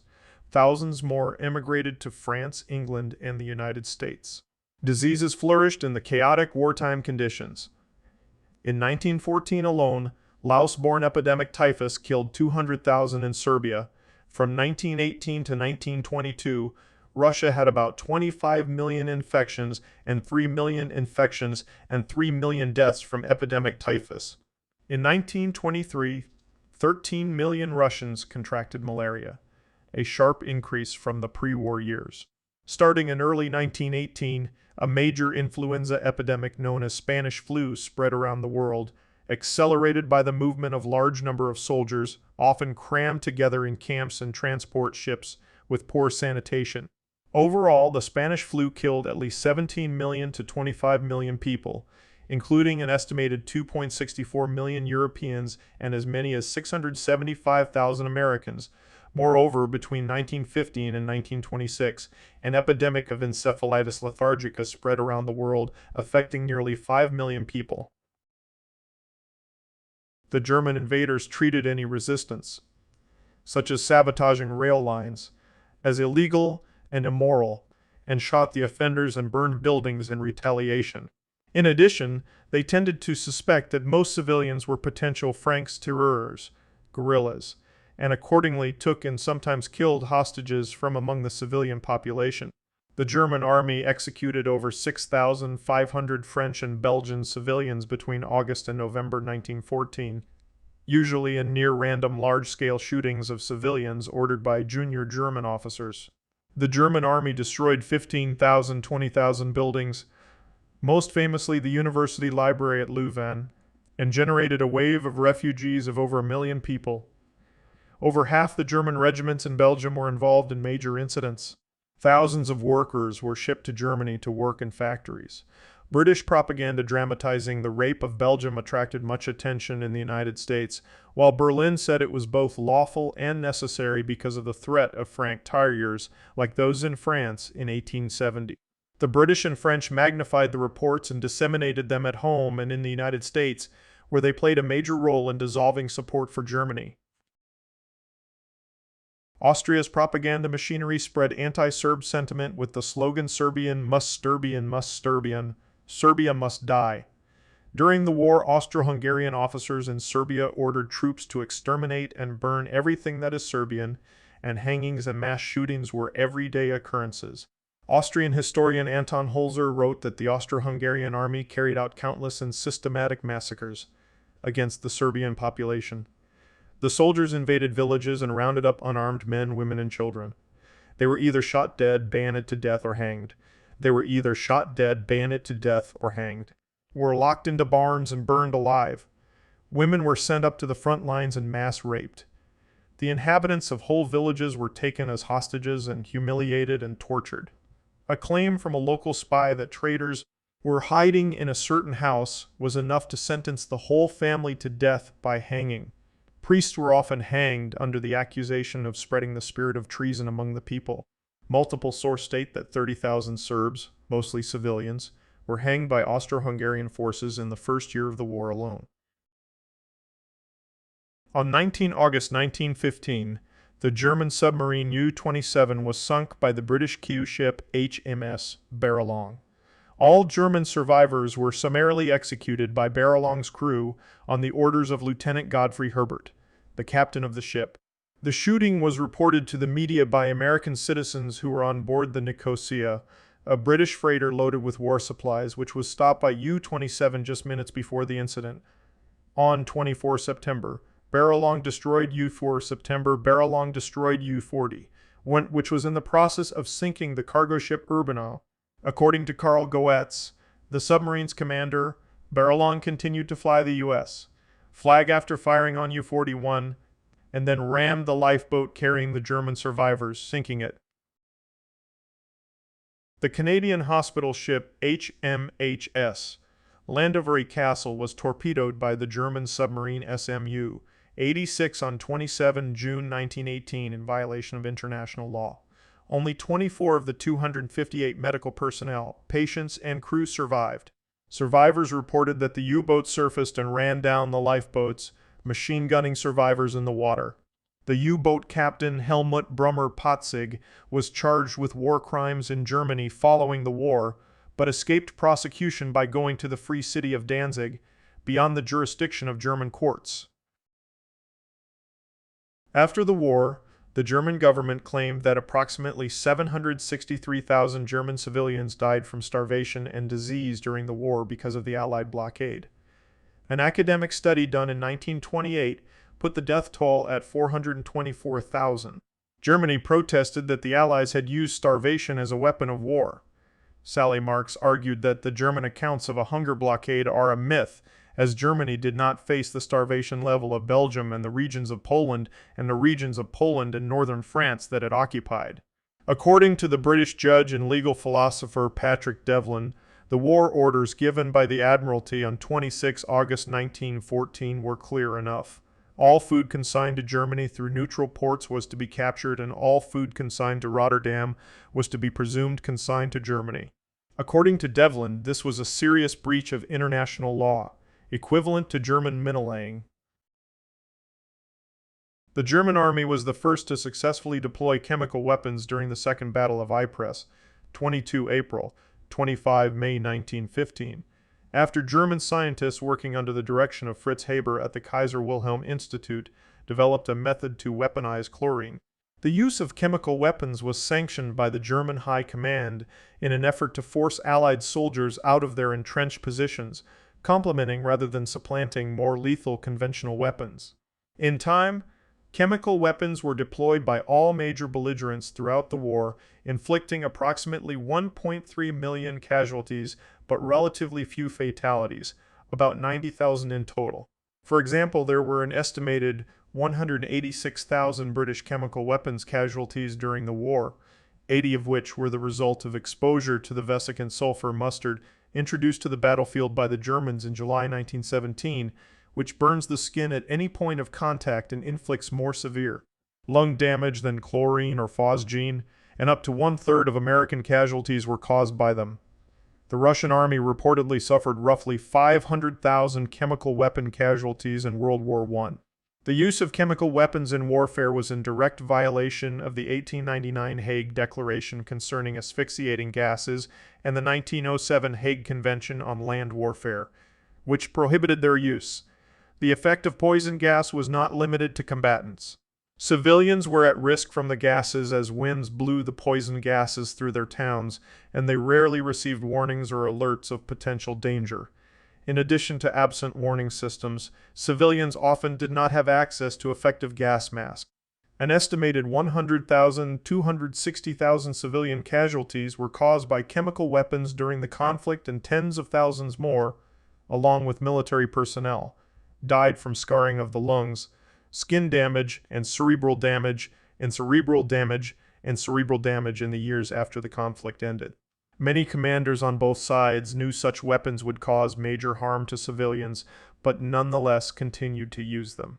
British Field Marshal Douglas Haig wrote in his diary, "My officers and I were aware that such weapons would cause harm to women and children living in nearby towns, as strong winds were common in the battlefront. However, because the weapon was to be directed against the enemy, none of us were overly concerned at all."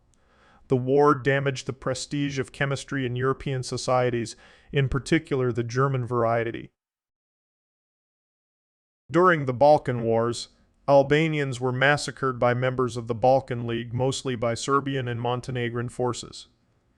These massacres continued during the First World War as foreign armies entered Albania. Bulgarian, Serbian, Montenegrin, and Greek forces committed several atrocities in Albania during occupation and in other regions inhabited by Albanians. Many villages were burned and destroyed, leaving 330,000 people without homes by 1915.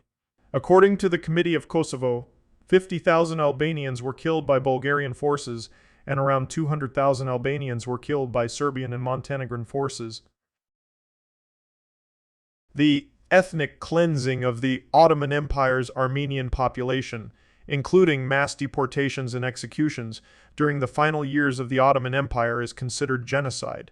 The Ottomans carried out organized and systematic massacres of the Armenian population at the beginning of the war and manipulated acts of Armenian resistance by portraying them as rebellions to justify further extermination. In early 1915, a number of Armenians volunteered to join the Russian forces, and the Ottoman government used this as a pretext to issue the Tesir Law, Law on Deportation, which authorized the deportation of Armenians from the empire's eastern provinces to Syria between 1915 and 1918. The Armenians were intentionally marched to death, and a number were attacked by Ottoman brigands. While an exact number of deaths is unknown, the International Association of Genocide Scholars estimates 1.5 million. The government of Turkey has consistently denied the genocide, arguing that those who died were victims of interethnic fighting, famine, or disease during World War I. These claims are rejected by most historians. Other ethnic groups were similarly attacked by the Ottoman Empire during this period, including Assyrians and Greeks, and some scholars consider those events to be part of the same policy of extermination.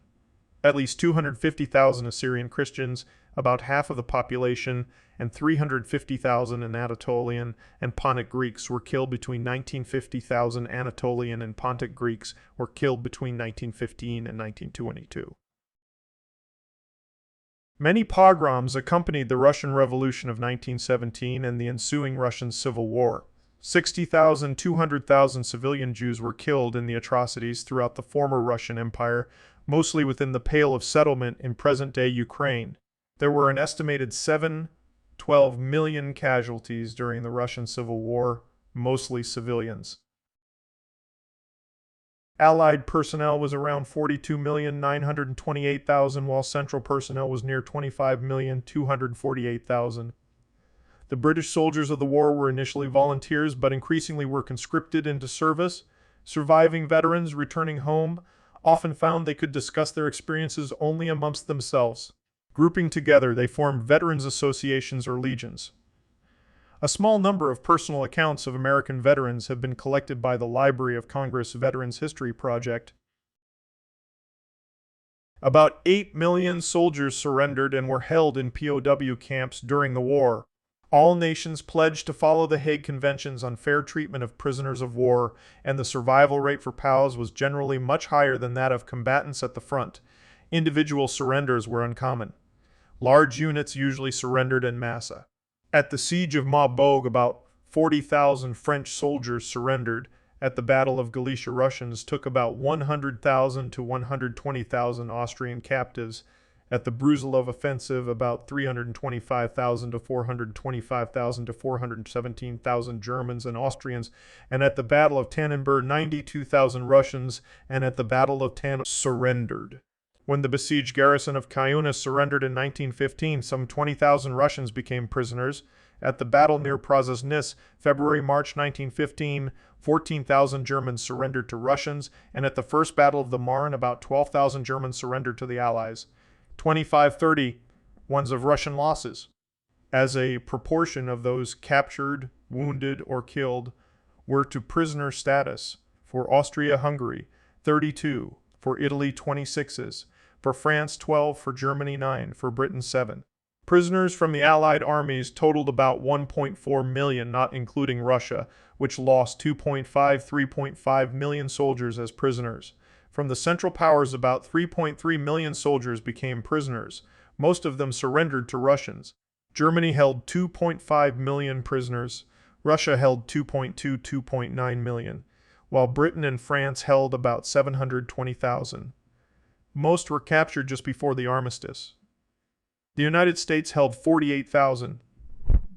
The most dangerous moment was the act of surrender, when helpless soldiers were sometimes gunned down.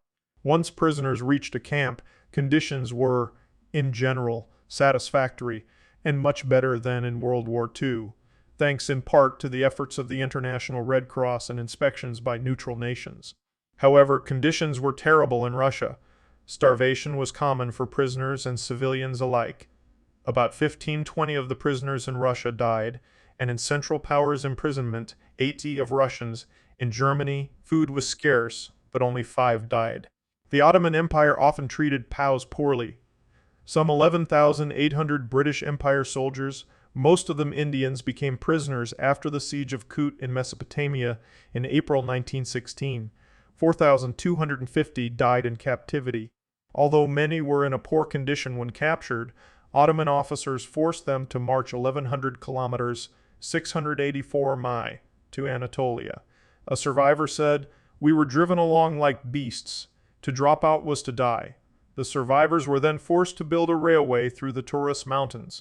In Russia, when the prisoners from the Czechoslovak Legion of the Austro-Hungarian Army were released in 1917, They armed themselves and briefly became a military and diplomatic force during the Russian Civil War, while the Allied prisoners of the Central Powers were quickly sent home at the end of active hostilities. The same treatment was not granted to Central Power prisoners of the Allies in Russia, many of whom served as forced labor, e.g., in France until 1920.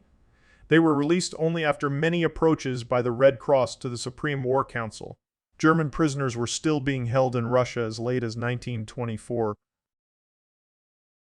Military and civilian observers from every major power closely followed the course of the war. Many were able to report on events from a perspective somewhat akin to modern embedded positions within the opposing land and naval forces. Conscription was common in most European countries. However, it was controversial in English-speaking countries. It was especially unpopular among minority ethnic groups, especially the Irish Catholics in Ireland and Australia and the French Catholics in Canada. In Canada, the issue produced a major political crisis that permanently alienated the Francophones. It opened a political gap between French Canadians, who believed their true loyalty was to Canada and not to the British Empire, and members of the Anglophone majority, who saw the war as a duty to their British heritage. Australia had a form of conscription at the outbreak of the war, as compulsory military training had been introduced in 1911. However, the Defence Act 1903 provided that unexempted males could be called upon only for home defence during times of war, not overseas service. Prime Minister Billy Hughes wished to amend the legislation to require conscripts to serve overseas and held two non-binding referendums, one in 1916 and one in 1916 and one in 1917, in order to secure public support. Both were defeated by narrow margins, with farmers, the labor movement, the Catholic Church, and Irish Australians combining to campaign for the no vote. The issue of conscription caused the 1916 Australian Labour Party. S.P. Hughes and his supporters were expelled from the party, forming the National Labour Party and then the Nationalist Party. Despite the referendum results, the Nationalists won a landslide victory at the 1917 federal election. In Britain, conscription resulted in the calling up of nearly every physically fit man in Britain, 6 of 10 million eligible. Of these, about 750,000 died. Most deaths were those of young unmarried men. However, 160,000 wives lost husbands and 300,000 children lost fathers. Conscription during the First World War began when the British government passed the Military Service Act in 1916. The act specified that single men aged 18 to 40 years old were liable to be called up for military service unless they were widowed, with children or ministers of a religion. There was a system of military service tribunals to adjudicate upon claims for exemption upon the grounds of performing civilian work of national importance, domestic hardship, health, and conscientious objection. The law went through several changes before the war ended. Married men were exempt in the original act, although this was changed in June 1916. The age limit was also eventually raised to 51 years old. Recognition of work of national importance also diminished, and in the last year of the war, there was some support for the conscription of clergy. Conscription lasted until mid-1919. Due to the political situation in Ireland, conscription was never applied there, only in England, Scotland, and Wales. In the United States, conscription began in 1917 and was generally well received, with a few pockets of opposition in isolated rural areas. The administration decided to rely primarily on conscription rather than voluntary enlistment to raise military manpower after only 73,000 volunteers enlisted out of the initial 1 million target in the first 6 weeks of the war. In 1917, 10 million men were registered. This was deemed to be inadequate, so age ranges were increased and exemptions reduced, and so by the end of 1918, this increased to 24 million men that were registered, with nearly 3 million inducted into the military services. The draft was universal and included blacks on the same terms as whites, although they served in different units. In all, 367,710 black Americans were drafted, 13 of total. compared to 2,442,586 white, 80,586 white, 87. Like all the armies of mainland Europe, Austria-Hungary relied on conscription to fill its ranks. Officer recruitment, however, was voluntary. The effect of this at the start of the war was that well over a quarter of the rank and file were Slavs, while more than 75 of the officers were ethnic Germans. This was much resented. The army has been described as being run on colonial lines and the Slav soldiers as disaffected. Thus, conscription contributed greatly to Austria's disastrous performance on the battlefield. In the Balkans, Yugoslav nationalists such as the leader, Ante Trumbic, strongly supported the war, desiring the freedom of Yugoslavs from Austria-Hungary and other foreign powers and the creation of an independent Yugoslavia. The Yugoslav Committee, led by Trumbic, was formed in Paris on 30 April 1915, but shortly moved its office to London. In April 1918, the Rome Congress of Oppressed Nationalities met, including Czechoslovak, Italian, Polish, Transylvanian, and Yugoslav representatives who urged the Allies to support national self-determination for the peoples residing within Austria-Hungary in the Middle East. Arab nationalism soared in Ottoman territories in response to the rise of Turkish nationalism during the war, with Arab nationalist leaders advocating the creation of a pan-Arab state. In 1916, the Arab Revolt began in Ottoman-controlled territories of the Middle East in an effort to achieve independence. In East Africa, Iyasu V of Ethiopia was supporting the Dervish state, who were at war with the British in the Somaliland campaign. Von Syberg, the German envoy in Addis Ababa, said, "Now the time has come for Ethiopia to regain the coast of the Red Sea, driving the Italians home, to restore the empire to its ancient size." The Ethiopian Empire was on the verge of entering World War I on the side of the Central Powers before Iyasu's overthrow at the Battle of Sagail due to Allied pressure on the Ethiopian aristocracy. Iyasu was accused of converting to Islam. According to Ethiopian historian Bahru Zud, the evidence used to prove Iyasu's conversion was a doctored photo of Iyasu wearing a turban provided by the Allies. Some historians claim the British spy T.A. Lawrence forged the Iyasu photo. A number of socialist parties initially supported the war when it began in August 1914, but European socialists split on national lines with the concept of class conflict held by radical socialists such as Marxists and syndicalists being overborne by their patriotic support for the war.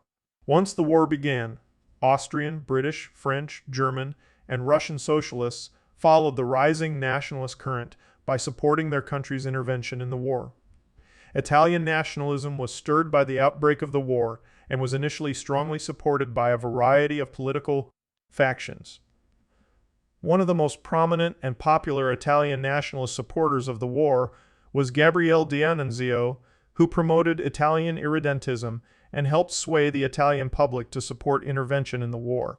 The Italian Liberal Party, under the leadership of Paolo Boselli, promoted intervention in the war on the side of the Allies and used the Dante Alighieri Society to promote Italian nationalism. Italian socialists were divided on whether to support the war or oppose it.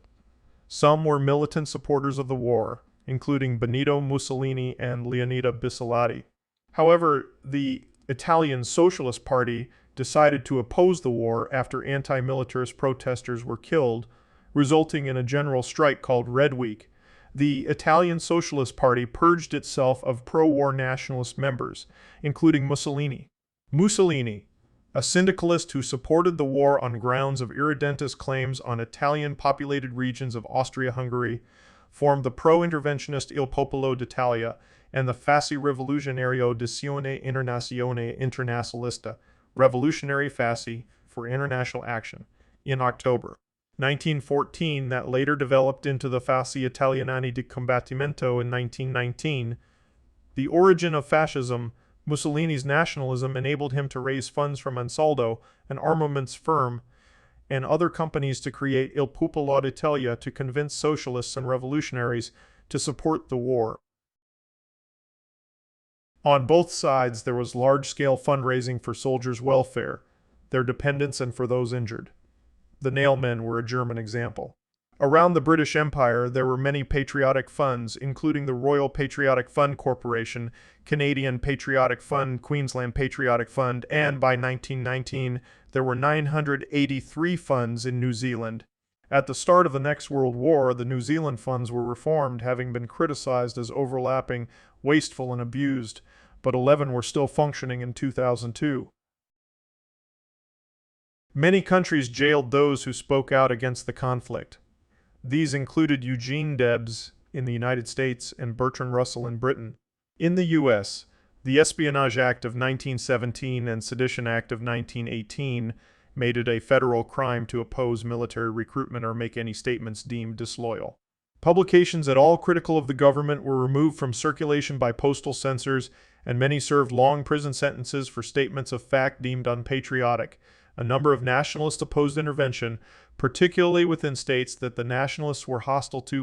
Although the vast majority of Irish people consented to participate in the war in 1914 and 1915, a minority of advanced Irish nationalists staunchly opposed taking part. The war began amid the Home Rule crisis in Ireland that had resurfaced in 1912, and by July 1914 there was a serious possibility of an outbreak of civil war in Ireland. Irish nationalists and Marxists attempted to pursue Irish independence, culminating in the Easter Rising of 1916, with Germany sending 20,000 rifles to Ireland to stir unrest in Britain. The UK government placed Ireland under martial law in response to the Easter Rising, though once the immediate threat of revolution had dissipated, the authorities did try to make concessions to nationalist feeling. However, opposition to involvement in the war increased in Ireland, resulting in the conscription crisis of 1918. Other opposition came from conscientious objectors, some socialists, some religious, who refused to fight. In Britain, 16,000 people asked for conscientious objector status. Some of them, most notably prominent peace activist Stephen Hobhouse, refused both military and alternative service. Many suffered years of prison, including solitary confinement and bread and water diets. Even after the war, in Britain, many job advertisements were marked "No conscientious objectors need apply." On 1/4 May 1917, about 100,000 workers and soldiers of Petrograd, and after them the workers and soldiers of other Russian cities, led by the Bolsheviks, demonstrated under banners reading, "Down with the war," and "All power to the Soviets." The mass demonstrations resulted in a crisis for the Russian provisional government. In Milan, in May 1917, Bolshevik revolutionaries organized and engaged in rioting, calling for an end to the war, and managed to close down factories and stop public transportation. The Italian army was forced to enter Milan with tanks and machine guns to face Bolsheviks and anarchists, who fought violently until 23 May, when the army gained control of the city. Almost 50 people, including 3 Italian soldiers, were killed and over 800 people arrested. World War I began as a clash of 20th century technology and 19th century tactics, with the inevitably large ensuing casualties.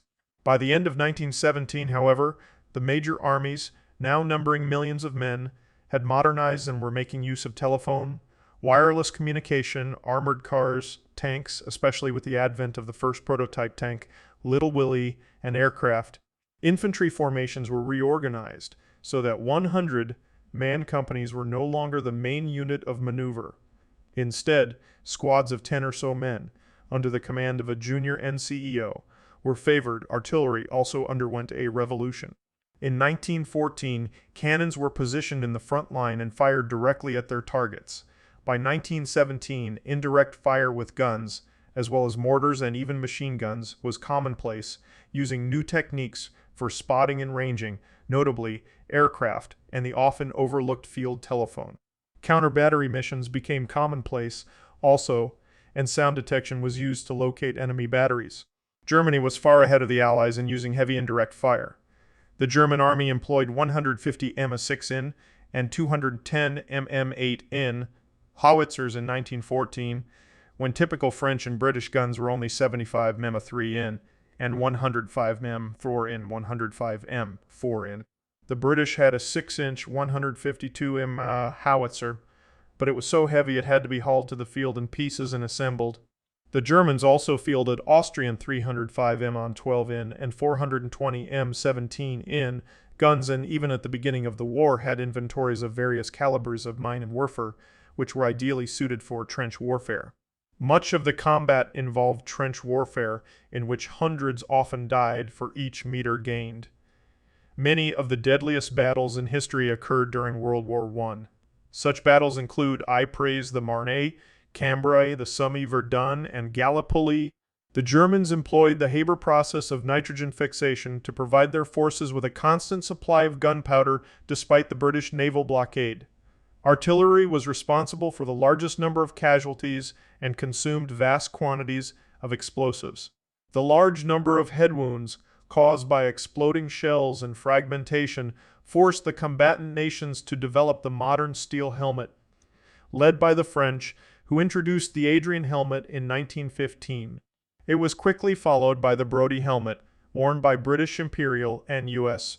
troops, and in 1916 by the distinctive German Stahlhelm, a design with improvements still in use today.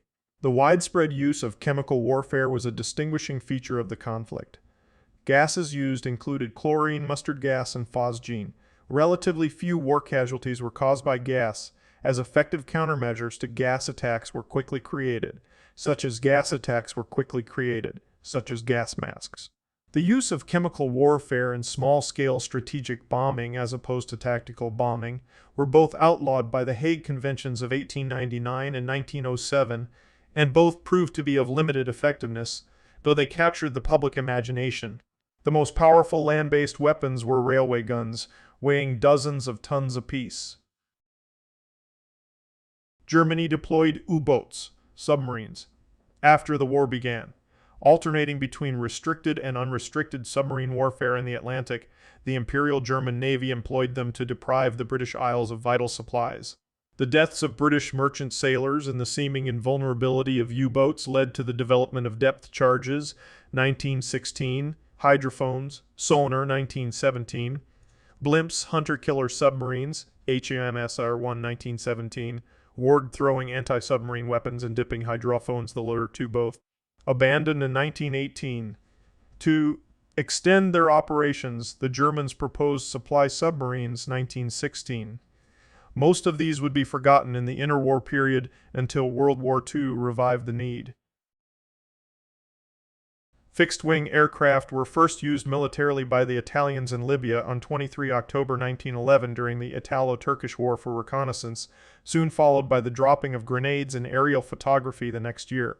By 1914, their military utility was obvious. They were initially used for reconnaissance and ground attack. To shoot down enemy planes, anti-aircraft guns and fighter aircraft were developed. Strategic bombers were created principally by the Germans and British, though the former used Zeppelins as well. Towards the end of the conflict, aircraft carriers were used for the first time, with HMS Furious launching Sopwith Camels in a raid to destroy the Zeppelin hangars at Tonder in 1910. Manned observation balloons floating high above the trenches were used as stationary reconnaissance platforms, reporting enemy movements and directing artillery. Balloons commonly had a crew of 2, equipped with parachutes so that if there was an enemy air attack, the crew could parachute to safety. At the time, parachutes were too heavy to be used by pilots of aircraft with their marginal power output, and smaller versions were not developed until the end of the war. They were also opposed by the British leadership, who feared they might promote cowardice. Recognized for their value as observation platforms, balloons were important targets for enemy aircraft. To defend them against air attack, they were heavily protected by anti-aircraft guns and patrolled by friendly aircraft. To attack them, unusual weapons such as air-to-air rockets were tried. Thus, the reconnaissance value of blimps and balloons contributed to the development of air-to-air combat between all types of aircraft and to the trench stalemate because it was impossible to move large numbers of troops undetected. The Germans conducted air raids on England during 1915 and 1916 with airships, hoping to damage British morale and cause aircraft to be diverted from the front lines. And indeed, the resulting panic led to the diversion of several squadrons of fighters from France. The introduction of radio telegraphy was a significant step in communication during World War I. The stations utilized at that time were spark gap transmitters. As an example, the information of the start of World War I was transmitted to German Southwest Africa on 2 August 1914 via radio telegraphy from the Nawan transmitter station via a relay station in Kamina and Lome Indigo to the radio station in Windhoek. The non-military diplomatic and propaganda interactions among the nations were designed to build support for the cause or to undermine support for the enemy. For the most part, wartime diplomacy focused on 5 issues: propaganda campaigns, defining and redefining the war goals, which became harsher as the war went on, luring neutral nations, Italy, Ottoman Empire, Bulgaria, Romania, into the coalition by offering slices of enemy territory, and encouragement by the allies of nationalistic minority movements inside the Central Powers, especially among Czechs, Poles, and Arabs. In addition, there were multiple peace proposals coming from neutrals or one side or the other. None of them progressed very far. The first tentative efforts to comprehend the meaning and consequences of modern warfare began during the initial phases of the war, and this process continued throughout and after the end of hostilities, and is still underway more than a century later. As late as 2007, signs warning visitors to keep off certain paths at battlefield sites like Verdun and Sumy remained in place, as unexploded ordnance continued to pose a danger to farmers living near former battlegrounds. In France and Belgium, locals who discover caches of unexploded munitions are assisted by weapons disposal units. In some places, plant life has still not returned to normal. Teaching World War I has presented special challenges. When compared with World War II, the First World War is often thought to be a wrong war fought for the wrong reasons. It lacks the meta-narrative of good versus evil that characterizes the Second World War. Lacking recognizable heroes and villains, it is often taught thematically, invoking tropes like the wastefulness of war, the folly of generals, and the innocence of soldiers. The complexity of the conflict is mostly obscured by these oversimplifications. George Kennan referred to the war as the seminal catastrophe of the 20th century. Historian Heather Jones argues that the historiography has been reinvigorated by the cultural turn in recent years.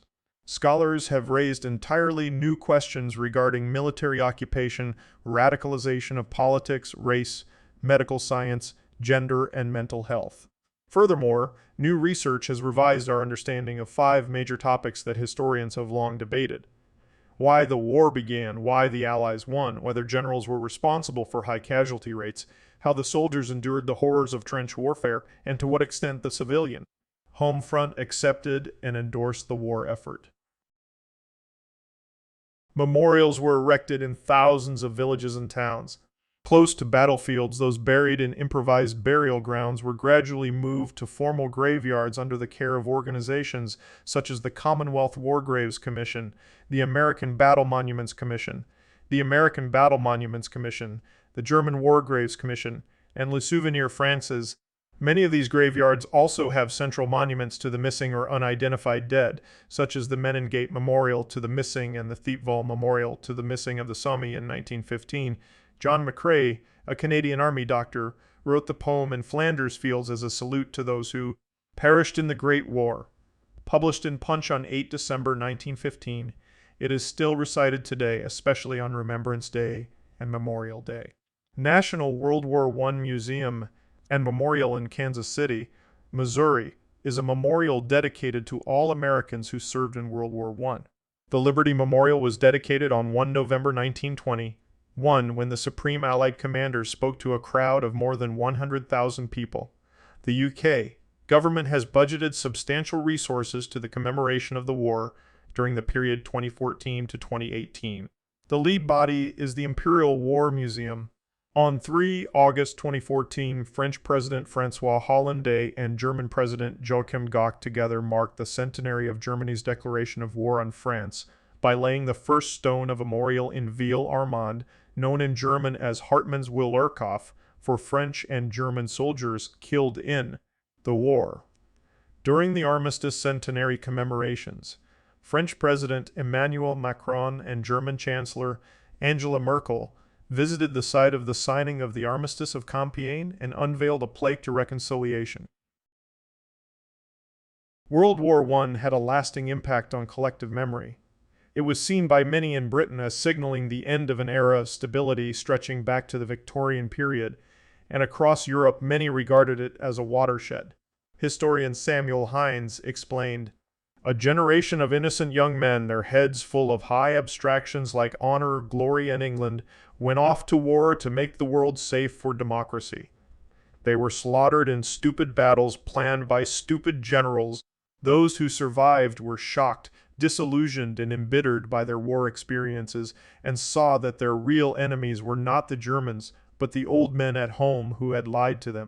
They rejected the values of the society that had sent them to war, and in doing so separated their own generation from the past and from their cultural inheritance.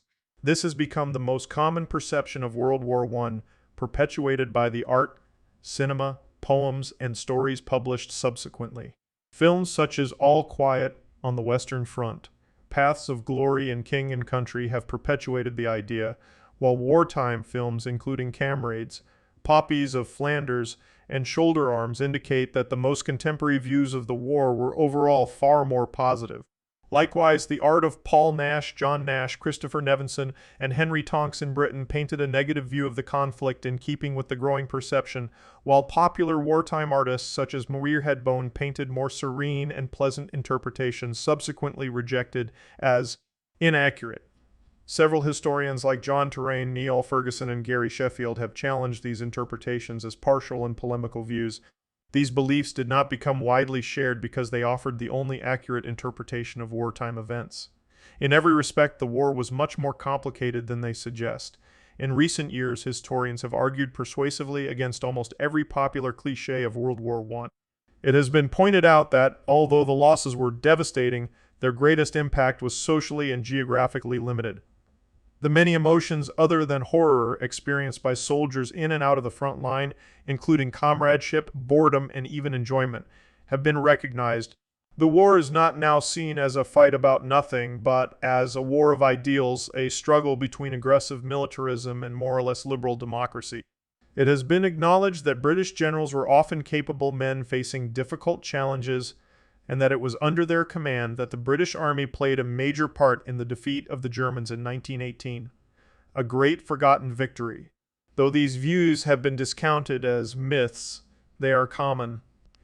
They have dynamically changed according to contemporary influences, reflecting in the 1950s perceptions of the war as aimless, following the contrasting Second World War and emphasizing conflict within the ranks during times of class conflict in the 1960s. The majority of additions to the contrary are often rejected. Writers such as Ernest Hemingway wrote many stories on the experiences of veterans after the war, such as the short story Soldier's Home, about young veteran Harold Krebs trying to integrate back into society.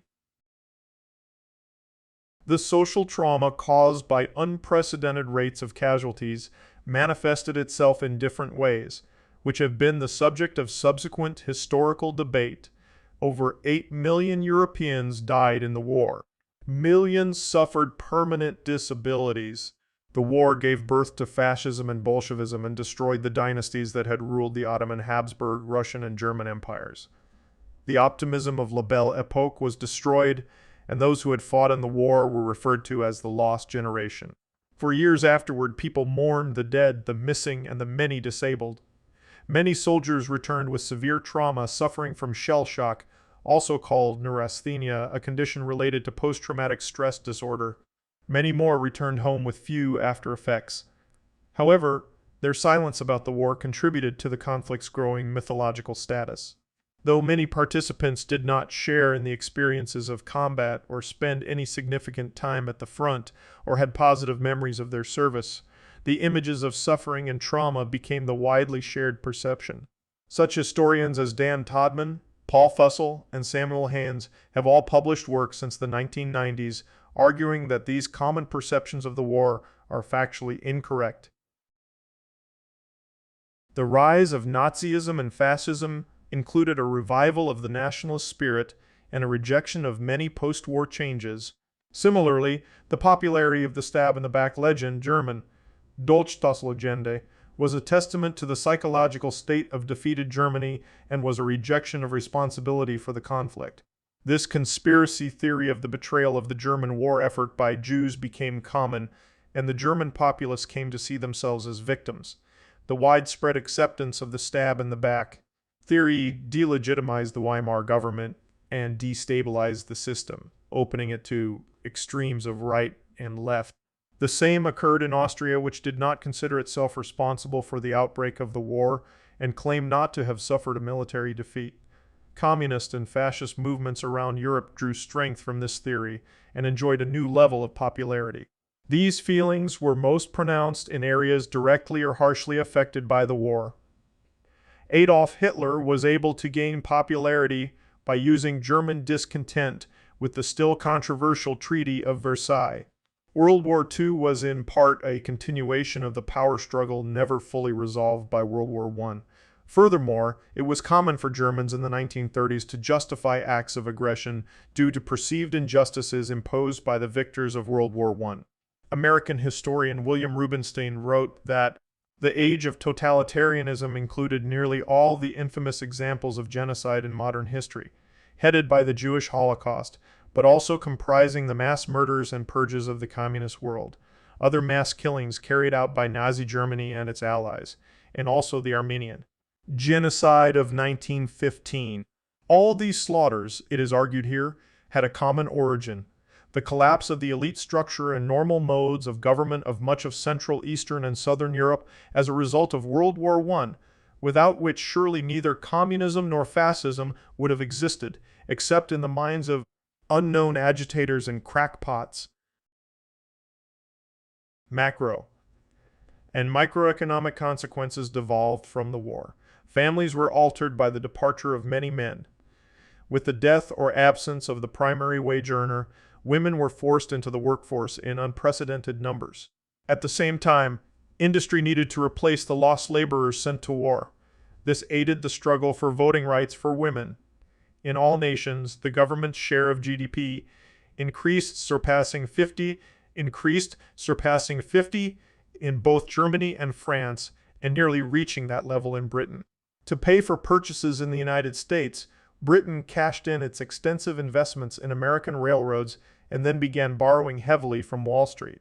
President Wilson was on the verge of cutting off the loans in late 1916, but allowed a great increase in U.S. government lending to the Allies. After 1919, the U.S. demanded repayment of these loans. The repayments were, in part, funded by German reparations that, in turn, were supported by American loans to Germany.